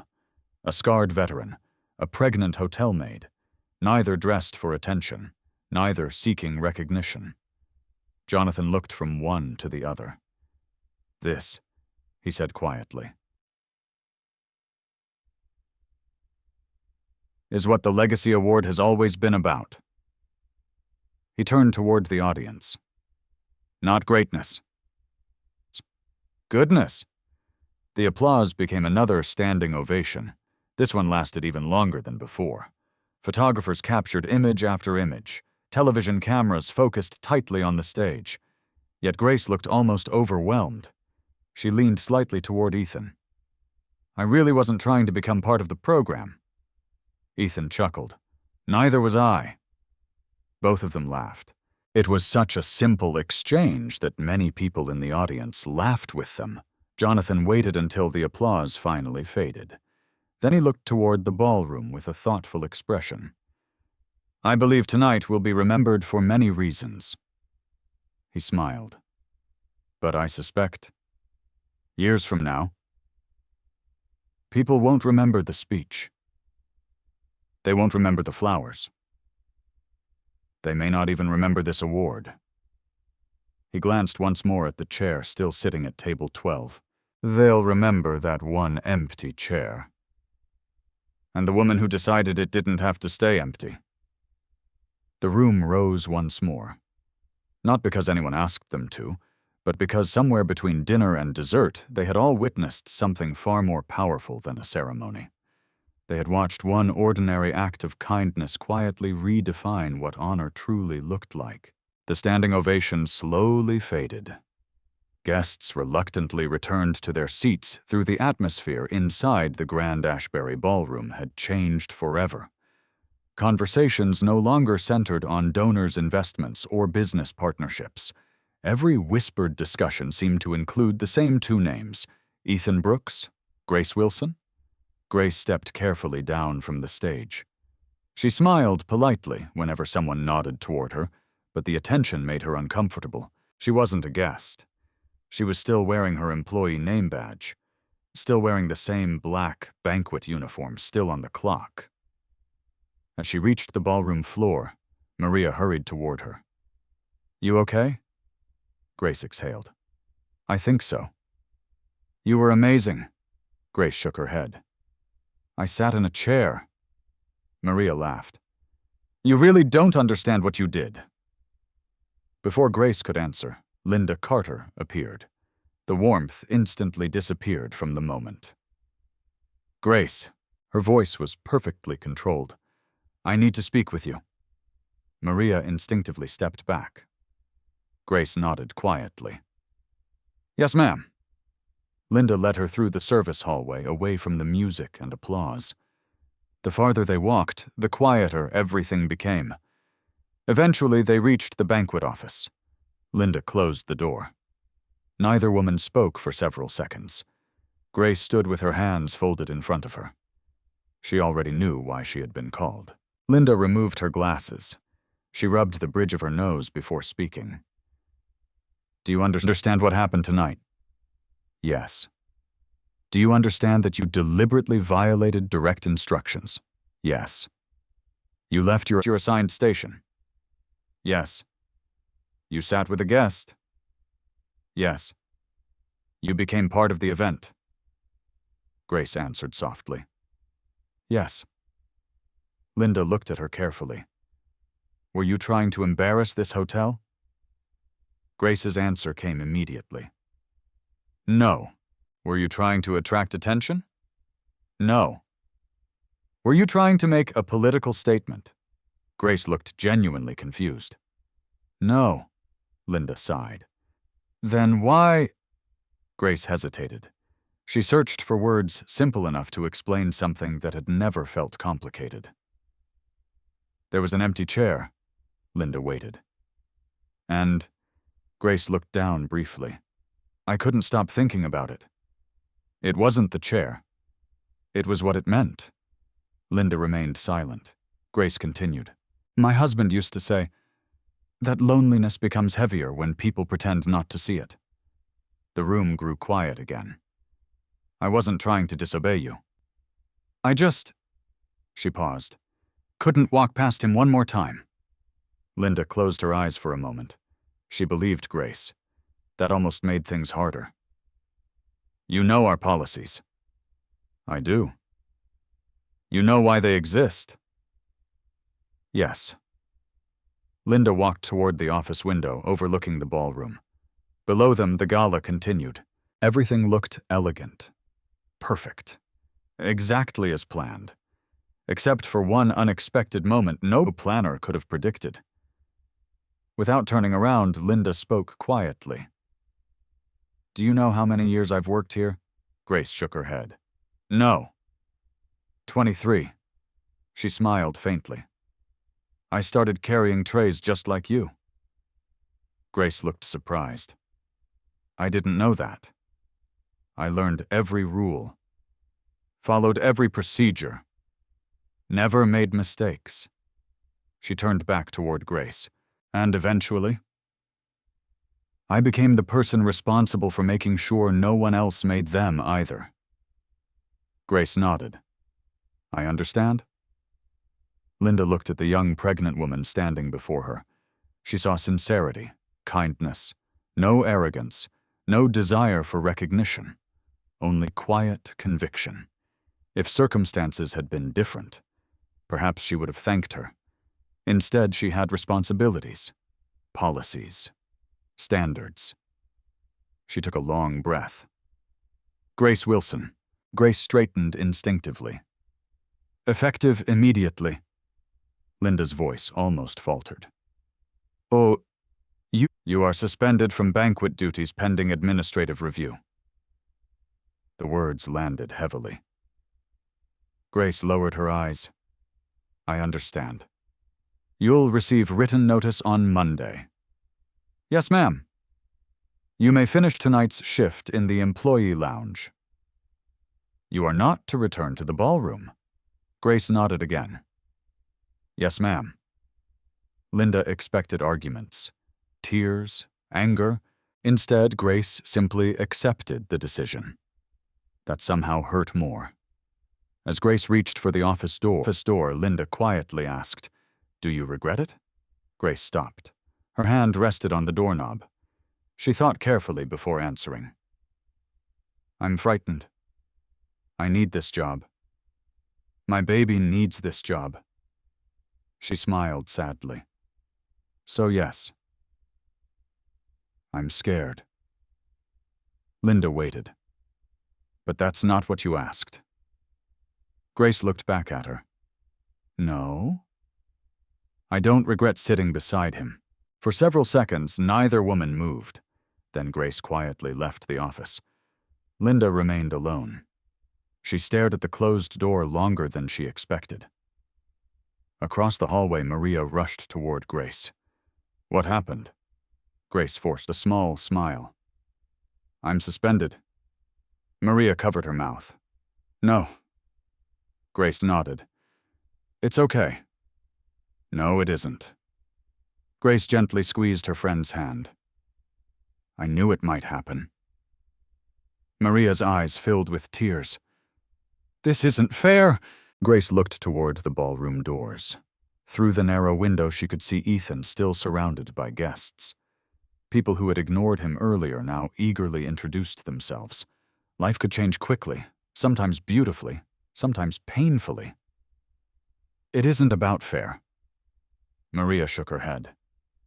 What are you going to do? Grace looked down at her stomach. I'll find another job if I have to. The baby's still coming. So tomorrow morning I'll still wake up. I'll still make breakfast. I'll still pay bills. And somehow, we'll keep going. Maria hugged her tightly. You shouldn't have to. Grace smiled. Most people shouldn't have to. Inside the ballroom, Ethan finally managed to escape the growing crowd. He spotted Jonathan speaking with reporters and walked toward him. What happened to Grace? Jonathan frowned. What do you mean? She disappeared. At that exact moment, Maria quietly entered through a side door. She approached Jonathan hesitantly. Mr. Pierce? He turned. Yes. She glanced toward Ethan, then back again. I thought you should know. Grace was suspended. Jonathan's expression changed instantly. What? Maria nodded. Manager Carter removed her from the ballroom. For violating banquet policy. Ethan stood completely still. His jaw tightened. Jonathan looked genuinely stunned. When? Just now. For several seconds, no one spoke. Finally, Ethan started walking. I'm fixing this.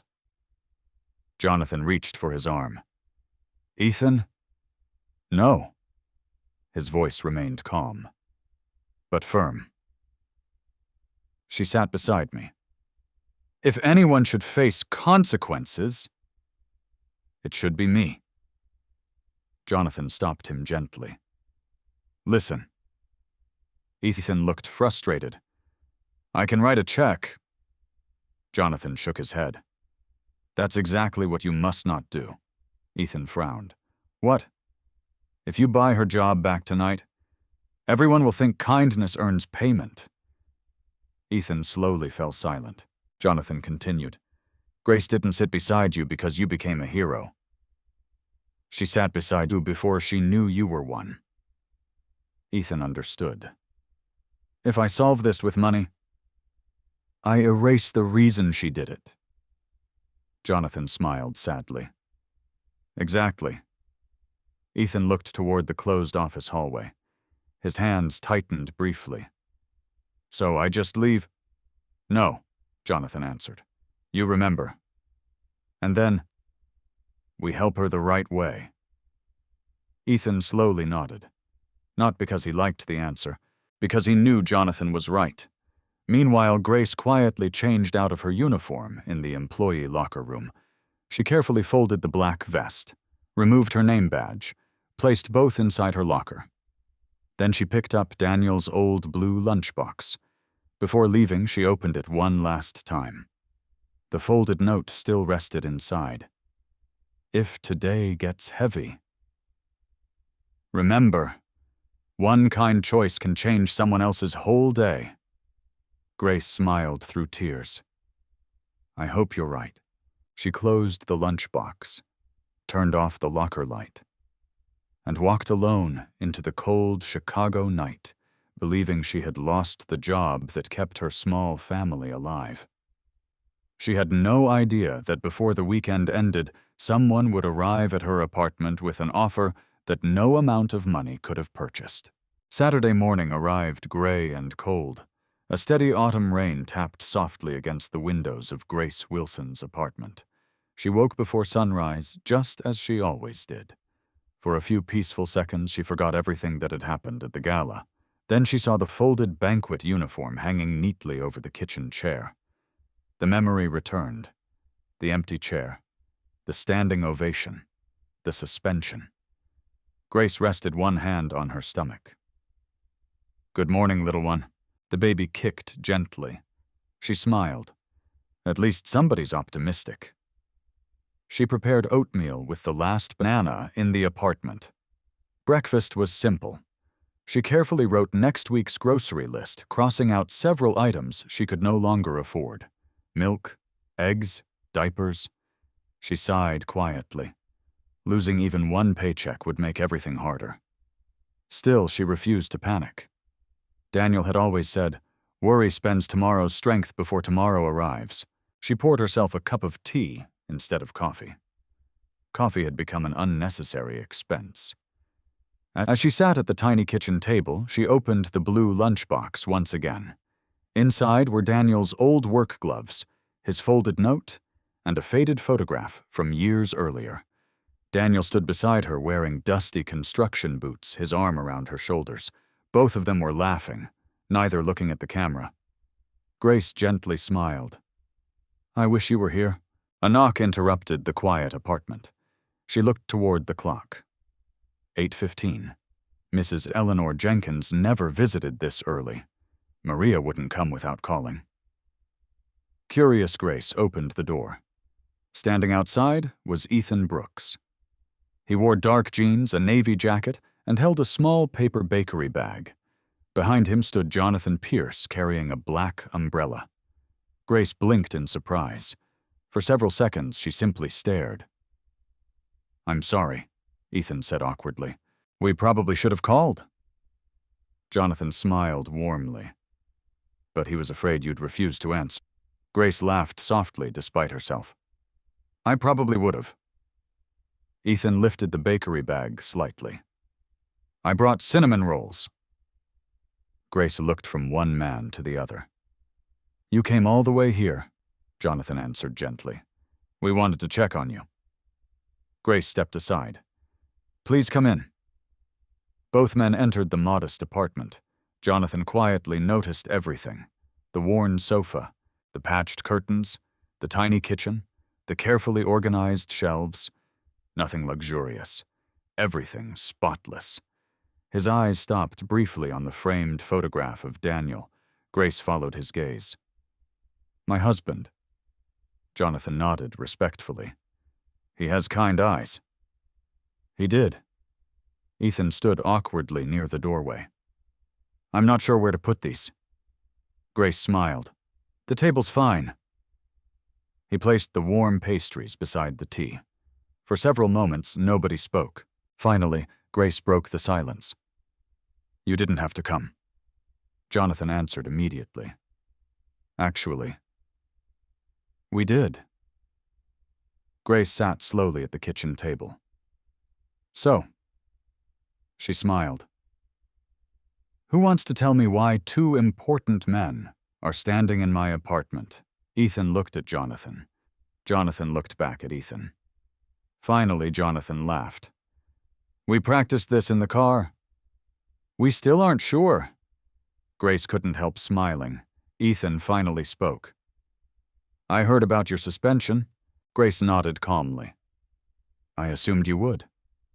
I'm sorry. You didn't suspend me. No. But I gave you the reason. Grace gently shook her head. No. I made my own choice. Ethan looked unconvinced. If I hadn't gone to that gala, Grace interrupted softly. If Daniel hadn't gone to work that morning. If Mrs. Jenkins hadn't needed groceries. If Maria hadn't traded stations with me. Life was full of ifs. She smiled kindly. I don't blame people for yesterday's choices. Jonathan watched her quietly. Everything Ethan had told him during the drive was true. She possessed a rare kind of steadiness, the kind that couldn't be purchased. Jonathan finally opened a leather folder he had been carrying. I spoke with the hotel's executive board at 6 this morning. Grace looked surprised. You did? They reviewed the incident. She waited. They're removing the suspension. Grace stared. What? They concluded that your actions reflected compassion rather than misconduct. Grace's shoulders relaxed. Oh. A quiet breath escaped her. I wasn't expecting that. Jonathan smiled. There's more. Grace looked cautiously at him. The hotel also wishes to apologize. She blinked. To me? Yes. They're offering full back pay for the suspension period. Grace shook her head slightly, still processing the news. I don't know what to say. Ethan smiled. You could start with saying you'll keep your job. Grace laughed. I'd like that. Jonathan carefully closed the folder. However, Grace noticed the change in his tone. There is another reason we're here. She listened. Our foundation is expanding. We're opening a new Veterans Family Resource Center next spring. Grace nodded politely. That sounds wonderful. It does, Jonathan smiled. But we're missing something important. What? Someone? Grace looked confused. I'm not sure I understand. Jonathan leaned slightly forward. I've spent decades hiring administrators, fundraisers, program directors, counselors. They're all qualified. He paused. But after watching you last night, I realized something. Grace remained silent. We teach volunteers to respect veterans. We conduct seminars. We create manuals. Jonathan smiled warmly. You demonstrated everything we try to teach. Without attending a single class. Grace looked almost embarrassed. I just sat down. No, Jonathan replied gently. You saw a person before you saw a scar. He opened the folder again. This time he removed a single sheet of paper. I'd like to offer you a position. Grace frowned. A position? Community outreach coordinator. She blinked. I've never done that. I know. I don't have a college degree. I know. I've never worked in nonprofit management. I know. Grace looked even more puzzled. Then why me? Jonathan smiled. Because skills can be taught. He looked directly into her eyes. Character can't. The apartment became very quiet. Grace looked down at the offer letter in disbelief. The salary printed near the bottom made her pause. It was nearly twice what she earned cleaning banquet halls. She immediately looked back up. There has to be a mistake. Jonathan chuckled.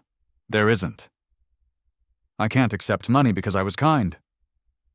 Ethan smiled. I knew she'd say that. Jonathan nodded. So did I. He gently pushed the paper back toward her. We're not paying you for kindness. We're asking you to build programs that help families who've carried burdens similar to yours. He glanced toward Daniel's photograph. You understand grief. He looked toward Ethan. You understand dignity. Then toward Grace's unborn child. And you understand hope. Grace felt tears slowly gathering again. I don't know if I'm qualified. Ethan finally spoke. I've spent 22 years fixing engines. He smiled. I still learn something new every week. You don't have to know everything. You just have to care. Grace looked at the offer one more time, then toward Daniel's picture. His handwritten note rested inside the blue lunchbox beside it. One kind choice can change someone else's whole day. She smiled through tears. It already did. Jonathan smiled back. So, what do you say? Grace carefully placed one hand over her baby, then reached for the offer letter with the other. I'd be honored. Outside, the rain continued falling gently over Chicago. Inside a tiny apartment that had known more worry than celebration, 3 ordinary people shared warm cinnamon rolls around a small kitchen table. None of them realized that the simple decision made beside one empty chair had just begun changing far more lives than their own. 3 weeks later, the Pierce Veterans Family Resource Center officially opened its temporary office on Chicago's west side. The building wasn't impressive. It occupied the renovated first floor of an old brick library. Fresh white paint covered the walls. New signs hung above the entrance. Large windows filled the rooms with morning sunlight. Grace Wilson stood outside the front doors, staring at the words printed across the glass. Community Outreach Center, Pierce Veterans Foundation. She gently adjusted the employee badge clipped to her navy cardigan. For nearly 5 minutes, she simply looked at it. Her own name, Grace Wilson, Community Outreach Coordinator. It still felt unreal. You planning to go inside today? Jonathan Pierce's familiar voice came from behind her. Grace laughed. I think I'm nervous. Good, he smiled. It means you care. Together, they entered the building. The center buzzed with quiet activity. Volunteers arranged donated winter coats. Counselors prepared welcome packets. Coffee brewed in the small kitchen. Children's books filled one corner beside colorful rugs and wooden toys. Grace stopped there first. Jonathan noticed. You like that room? I do. It was your idea. She smiled. I remember. She had insisted that every veteran who visited should have somewhere safe for their children to wait. No television, no loud noise, just books, drawing supplies, comfort. Jonathan had approved the idea immediately. Now it existed. Ethan Brooks walked through the front entrance carrying 2 heavy boxes. He grinned as soon as he saw Grace. I thought coordinators weren't supposed to lift anything. Grace smiled. I was about to tell you the same thing. I'm carrying donated tools. He set the boxes carefully onto a workbench. Auto shops across the city cleaned out their storage rooms. Grace looked inside. Socket sets, wrenches, safety glasses, new gloves. Everything neatly organized. What are these for? Ethan leaned against the table. We're starting mechanical training workshops. For veterans. And their teenagers. Grace's face brightened. That's wonderful. He shrugged modestly. I know engines. You know people. I figured we'd split the work. Jonathan quietly watched the exchange. Exactly what he had hoped for was already happening. No titles, no hierarchy. Just people solving problems together. By 10 o'clock, the center opened its doors. The first visitors arrived slowly. An elderly veteran searching for transportation assistance, a young couple needing emergency rent support, a Marine adjusting to civilian employment, a grandmother raising her son's children after his deployment-related death. Grace greeted each person exactly the same way, with eye contact, with patience, with their name, not their problem. By lunchtime, the waiting room had become unexpectedly busy. Volunteers hurried between offices. Phones rang continuously. Grace moved from desk to desk, helping wherever she could. At one point, Ethan noticed she hadn't stopped moving for nearly 2 hours. He approached carrying a paper cup. "Tea." She looked up. "I forgot to make one." "I noticed." She accepted it gratefully. "Thank you." "You also forgot lunch." She laughed. "You've known me 3 weeks." "I've learned." He placed a wrapped sandwich beside her paperwork. "Eat." She smiled. "Yes, Sergeant." He laughed. "I haven't heard that in years." Before either of them could continue, a quiet voice interrupted. "Excuse me." They turned. Standing near the entrance was a young woman holding the hand of a little girl. The woman's eyes looked exhausted. The child hid shyly behind her coat. Grace walked over immediately. "Welcome." The woman hesitated. "I don't know if I'm in the right place." "Let's find out." "My husband served." Grace nodded gently. "He passed away 6 months ago." The words came with obvious difficulty. "I don't know what to do anymore." Grace didn't begin filling out forms. She didn't ask for identification. Instead, she pulled 2 chairs together. One for the mother, one for the little girl. "Would you like to sit?" The woman slowly nodded. As the child climbed onto her chair, Grace disappeared briefly into the children's corner. She returned, carrying a small box of crayons and a coloring book.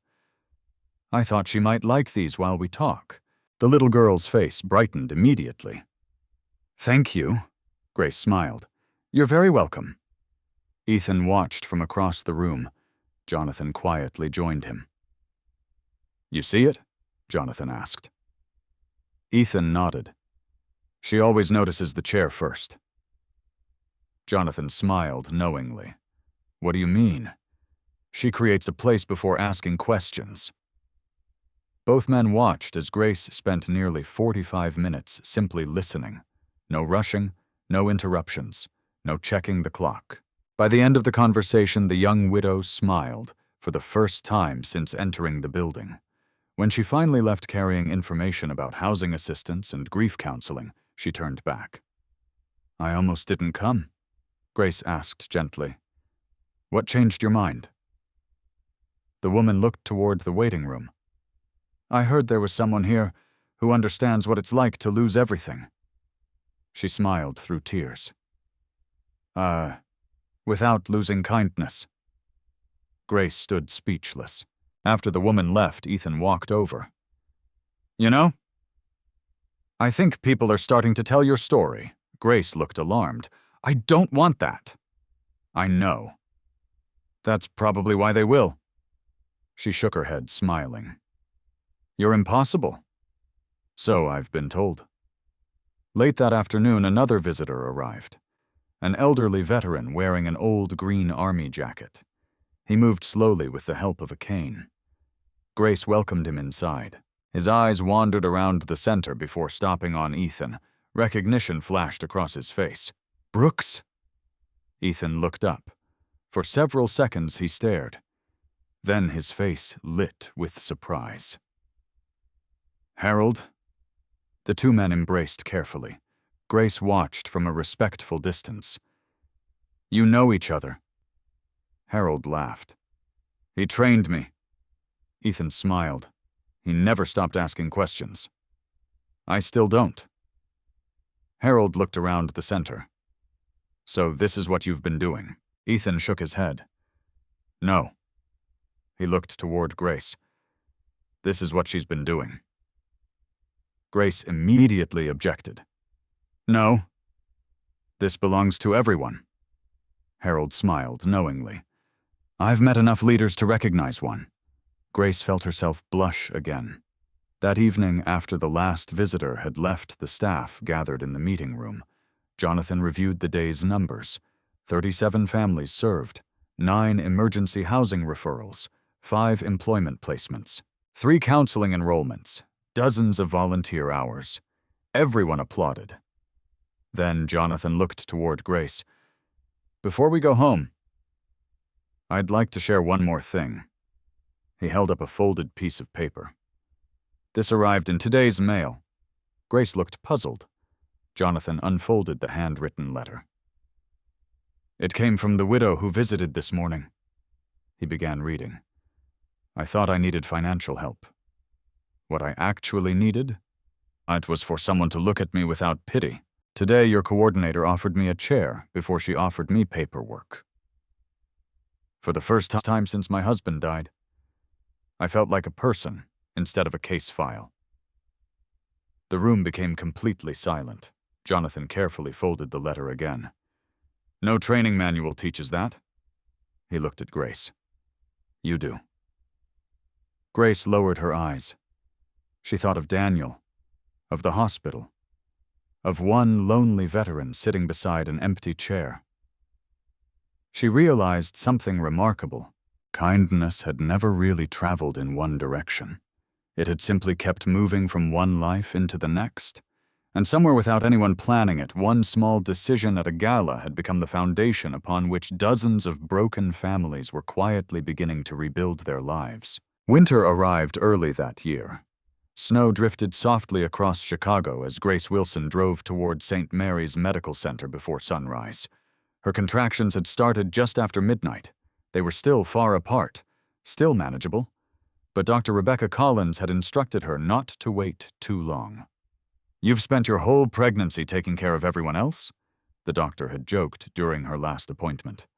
"Let someone take care of you for one day." Grace smiled at the memory as she parked outside the hospital. She picked up the old blue lunchbox from the passenger seat. It had accompanied her everywhere throughout the pregnancy.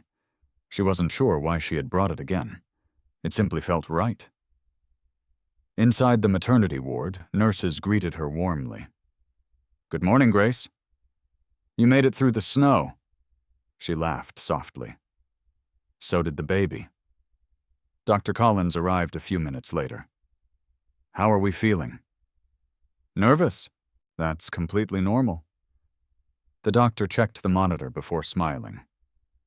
"The baby's doing well." "So are you." Grace looked out the window at the falling snow. "I wish Daniel could see today." Dr. Collins gently squeezed her hand. "I think love has a way of showing up." The labor progressed slowly, hour after hour. Grace breathed through every contraction.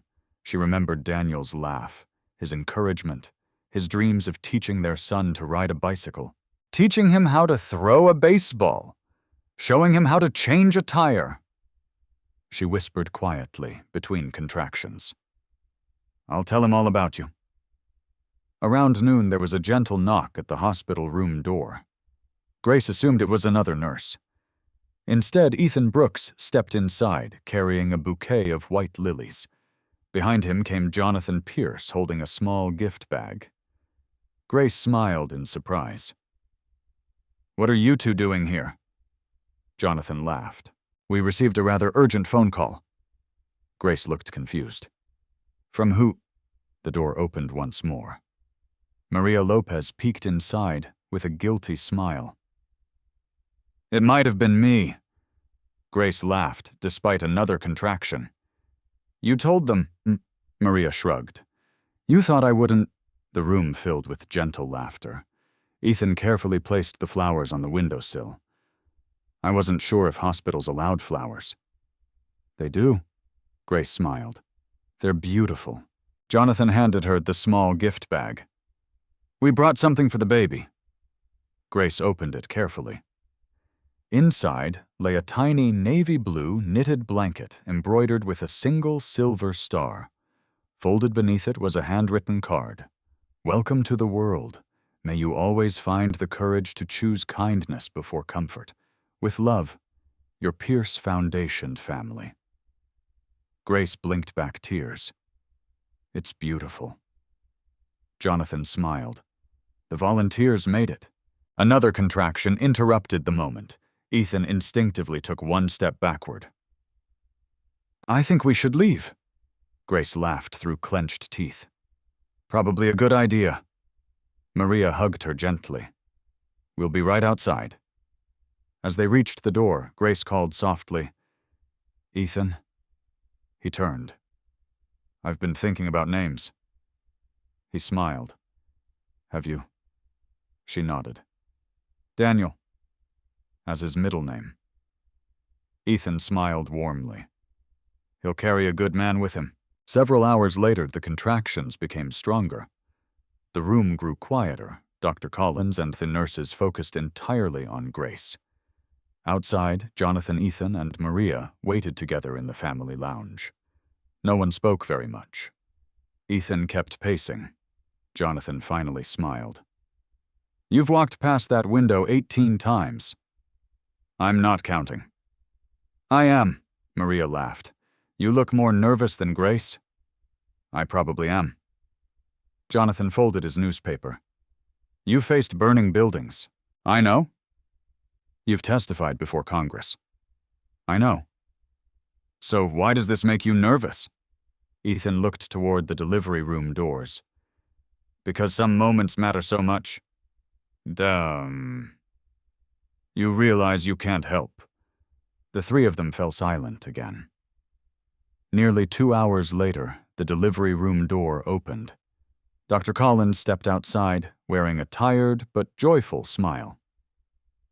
Ethan stopped pacing immediately. Jonathan stood. Maria clasped her hands together. "Everything okay?"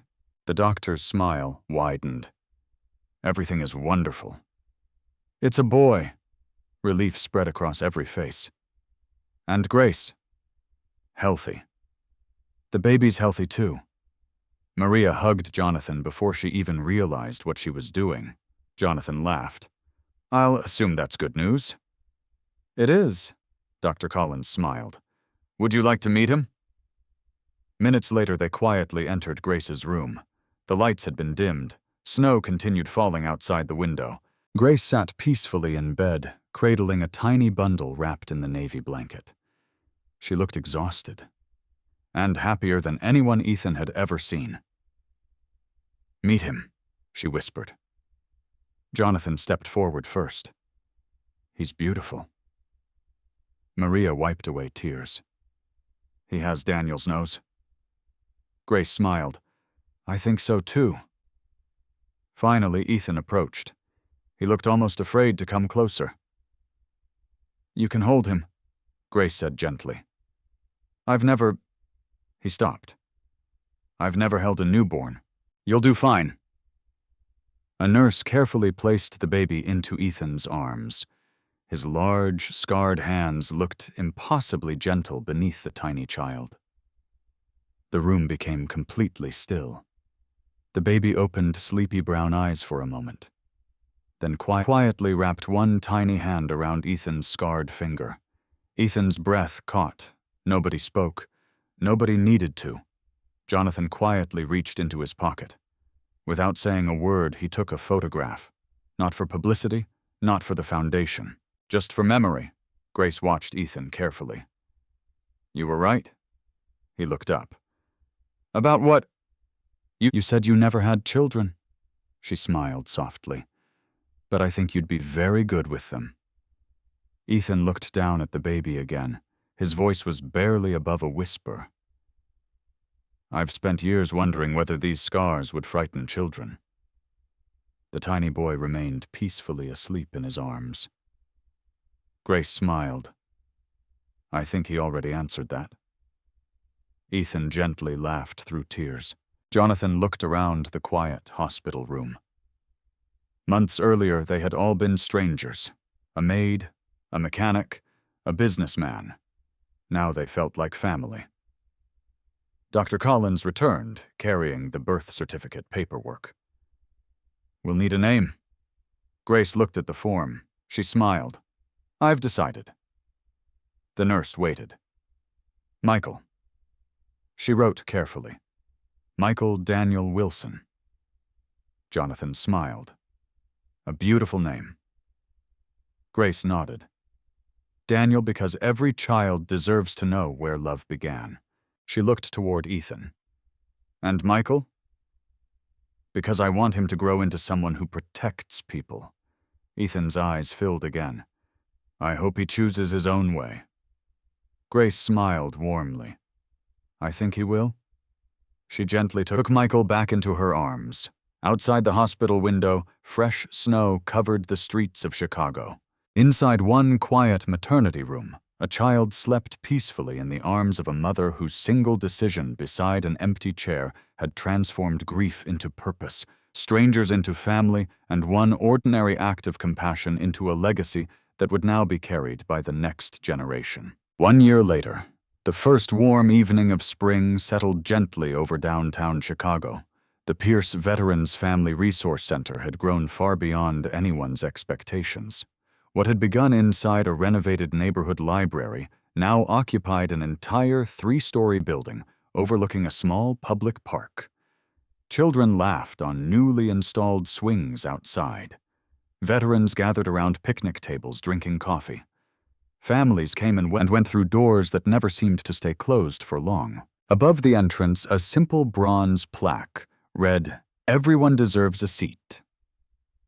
Grace Wilson paused for a moment before walking inside. She smiled every time she saw those words, not because they reminded her of herself, but because they reminded her of a promise. Inside the center, volunteers hurried through the lobby, preparing for another busy day. Someone called from across the hallway. "Morning, Grace." She waved. "Morning." Another voice followed. "The school group arrives at 10. There. I've got the welcomes packets ready." She walked into her office carrying 1-year-old Michael on her hip. The little boy immediately reached toward the colorful fish tank in the waiting area. Grace laughed. "You never get tired of those fish." Michael answered with delighted giggles. His tiny navy sweater had a small embroidered silver star on the shoulder, the same symbol from the blanket Jonathan had given him at birth. Grace gently kissed the top of his head before setting him inside the children's play corner. Mrs. Eleanor Jenkins, now volunteering 3 mornings a week, smiled warmly. "I'll watch him." Grace nodded gratefully. "I owe you." Mrs. Jenkins laughed. "You've been saying that for a year." "And I still won't let you." Grace headed toward the conference room. Every Tuesday morning, the staff gathered before opening. Jonathan Pierce stood beside a projector screen reviewing the day's schedule. When Grace entered, he smiled. "Perfect timing." She took her seat beside Ethan Brooks. He slid a paper coffee cup toward her without saying anything. She smiled. "You remembered. You forget breakfast every Tuesday." "I don't." "You do." Grace laughed. "Fine. I do." The meeting began. Jonathan reviewed the center's annual report. "Last year, we served more than 3,000 veterans and family members." Applause filled the room. "We helped over 400 people find employment." Another round of applause. "We prevented 112 families from losing housing." Several staff members exchanged emotional smiles. Jonathan continued. "But numbers never tell the whole story." He clicked the remote. Photographs filled the screen, families smiling, children coloring, veterans repairing bicycles alongside teenagers, community dinners, support groups, holiday celebrations. Every image reflected connection rather than charity. Jonathan looked around the room. "None of this happened because we had the biggest budget. It happened because people felt seen." His eyes settled briefly on Grace, then on Ethan, then back to everyone else. That has become our culture. After the meeting ended, Ethan walked beside Grace through the hallway. "You've got an interview this afternoon." She sighed playfully. 3 television stations. Again. "You could always say no." She shook her head. "If telling one story helps one lonely person walk through our doors, it's worth it." Ethan nodded. Daniel would have been proud. And Grace smiled quietly. I hope so. Just then, Michael toddled unsteadily across the hallway toward Ethan. Without hesitation, the little boy lifted both arms. Unka Eve? Ethan laughed. Close enough. He scooped Michael into his arms with practiced confidence. The child immediately rested his head against Ethan's scarred shoulder. Several new volunteers watched from nearby. One young volunteer whispered, "He isn't afraid at all." Mrs. Jenkins overheard. "Why would he be?" The volunteer looked embarrassed.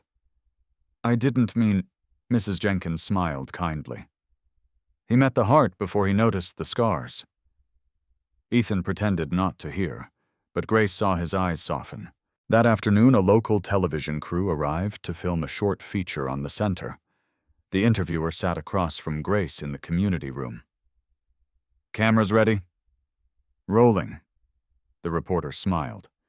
"Grace people across Chicago know the story of the Gala." Grace gently interrupted. "I actually hope they don't." The reporter looked surprised. "What do you mean?" "I hope they remember what happened." "Not who it happened to." The interviewer leaned forward. "What would you want people to remember?" Grace thought for a moment. "That kindness doesn't require permission. You don't need a title. You don't need wealth. You don't even need the perfect words." She smiled softly. "Sometimes you just need to notice who's sitting alone." The room fell quiet. Even the camera operator nodded slightly. After the interview ended, Jonathan approached. "You've become very good at those." Grace laughed. "I still don't enjoy them." "I know. That's why they're honest." Late in the afternoon, Grace prepared to leave for home. Before walking outside, she stopped in front of the bronze plaque once again. "Everyone deserves a seat." She gently brushed a fingertip across the engraved letters. A familiar voice spoke behind her. "It still amazes me." She turned. Ethan stood beside the doorway. How one empty chair changed so many lives?" Grace smiled. "I don't think it was the chair." "What was it then?" She looked out toward families gathering in the park. "I think people were waiting for someone to move first." Ethan nodded thoughtfully. "Maybe." Michael reached both hands toward him again. Ethan lifted the little boy effortlessly. The child laughed as Ethan pretended to lose balance dramatically. Grace watched them together. For a brief moment she imagined Daniel standing beside them, laughing too, not replaced, never forgotten. Simply carried forward. She quietly whispered, "Oh, you'd like him." The evening sun settled lower across the city. Families continued entering the center. Some arrived carrying heavy burdens. Most left carrying something lighter. Sometimes practical help, sometimes hope, often both. Grace realized that 1 year earlier she had believed losing her job might be the end of everything.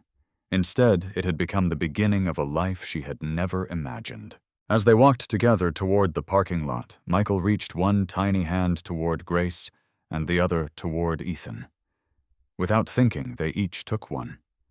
The little boy laughed as he walked between them. 3 ordinary people, 1 ordinary sidewalk. Yet everyone who passed them seemed to smile, because some families are formed by blood, others are quietly built one act of compassion at a time. And the strongest foundations are often laid the moment someone decides that no person should ever have to face life alone. Exactly 2 years after the Veterans Legacy Gala, the Grand Ashbury Hotel prepared once again for its annual fundraising evening. The ballroom looked almost identical. Crystal chandeliers shimmered overhead. Round tables filled the polished floor. White roses decorated every centerpiece. A string quartet played softly near the stage. Yet one small detail had changed forever. Every single table now had 1 extra chair. Not hidden in a corner, not left empty by accident, placed deliberately. At the entrance, a small card explained why. "Leave room for someone who needs the place. Guests paused to read the message before entering. Many smiled without fully understanding its history. Some already knew. Inside the ballroom, Jonathan Pierce adjusted his tie while reviewing the evening's program. He noticed Ethan Brooks standing near the stage. "You look nervous." Ethan laughed quietly. "I've discovered that's becoming a habit." Jonathan smiled. "It usually means something important is about to happen." Across the room, hotel employees welcomed arriving guests. Among them stood Linda Carter. She remained banquet manager, though something about her had changed. When new employees joined the hotel, she still taught professionalism, still emphasized attention to detail, still expected excellence. But she had removed one sentence from her orientation speech: become invisible. Instead, she now ended every training session differently. Never forget. The finest service begins by seeing the person in front of you. She often smiled to herself after saying it. Grace Wilson entered the ballroom a few minutes later, carrying 2-year-old Michael by the hand. She was no longer wearing a banquet uniform. Instead, she wore a simple navy dress with a silver pin shaped like a small chair. Michael wore a tiny charcoal suit and immediately became fascinated by the enormous chandeliers. "Wow." Grace laughed. "They are pretty amazing." Jonathan walked toward them. "There you are." He knelt in front of Michael. "Do you remember me?" Michael grinned. "Grandpa John." Jonathan laughed so loudly that nearby guests turned toward him. "I've decided that's my favorite title." Ethan approached, carrying a small toy wooden truck. "I think somebody left this in my pocket." Michael accepted it with delighted excitement. "Truck." "You remembered." Ethan smiled. "I know a mechanic." Grace watched them together with quiet gratitude. Years earlier, she had worried her son would grow up without positive role models. Now he seemed surrounded by them. The ballroom slowly filled. Business leaders, veterans, teachers, students, families helped by the foundation, former volunteers, hotel staff. No one seemed separated by status anymore. They simply greeted one another by name. Jonathan stepped onto the stage as the lights gently dimmed. "Good evening." His familiar voice filled the room. "Welcome." He looked around the ballroom before smiling. 2 years ago, something happened in this room that changed our foundation forever. Several longtime guests nodded knowingly. Jonathan continued. "Many people think this evening celebrates generosity." He shook his head. "It doesn't. It celebrates dignity." Another quiet pause. "Because generosity can be measured. Dignity cannot." The audience listened attentively. Jonathan smiled toward Grace. "Tonight I'd like to tell a story. Not about awards. Not about donations. Not even about heroes." He looked toward the extra chair beside every table. "It's about one empty seat." A photograph appeared on the large screen. The ballroom from 2 years earlier. Table 12. One lonely chair. A soft murmur spread through the audience. Jonathan continued. "That chair taught us something. Loneliness is rarely caused by being alone. It is caused by believing no one will choose to sit beside you." The room became completely silent. He invited Ethan onto the stage, then Grace. Both stood beside him. No dramatic music, no spotlight following them, only quiet respect. Jonathan smiled warmly. "Many of you know their story. But there is one part almost nobody knows." He turned toward Grace. "When I first offered Grace a position at our foundation, she asked me one question." Grace looked surprised. "I did." Jonathan laughed. "You probably forgot." "I haven't." He looked at the audience. She asked, "If I accept this job, will I still have time to sit with people?" The ballroom grew quiet again. Jonathan smiled. "That was the moment I knew we'd chosen the right person. Grace lowered her eyes modestly. Ethan leaned toward the microphone. I have a confession. The audience smiled. I still don't enjoy formal events. Laughter filled the room. But now, he glanced toward every table. I never worry about sitting alone. People laughed again, then quietly applauded. Ethan continued. Not because people recognize me. He gently touched the scar along his cheek. My face hasn't changed. He smiled. Our hearts have. A standing ovation began almost immediately. When it finally settled, Jonathan looked toward the back of the ballroom. I'd like to invite someone else onto the stage. Linda Carter looked startled. Me. Yes. The audience applauded as she slowly walked forward. She looked slightly embarrassed. Jonathan smiled kindly.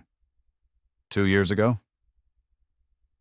You faced one of the hardest moments any leader can face. Linda nodded quietly. I did. You followed policy. She sighed. I also learned policy isn't always the whole answer. Jonathan smiled. Exactly. He handed her a framed certificate, not for management, not for years of service. The inscription simply read, for choosing to keep learning. The ballroom applauded warmly. Linda accepted it with tearful eyes. I almost punished kindness. She looked toward Grace. Thank you. For giving me the chance to become a better leader. Grace stepped forward and embraced her. No words were needed. When they separated, Michael suddenly tugged at Grace's hand. He pointed toward one of the extra chairs. Mommy. Chair. Grace knelt beside him. Yes. What about it? He looked around the ballroom very seriously. Nobody there. The adults nearby smiled. Michael continued. He lonely? Grace felt emotion catch in her throat. She gently hugged him. Maybe. The little boy immediately let go of her hand. He walked across the ballroom with determined little steps. Guests quietly watched. He climbed onto the empty chair, then patted the seat beside him, as if inviting an invisible friend. The room fell silent. No one had planned the moment.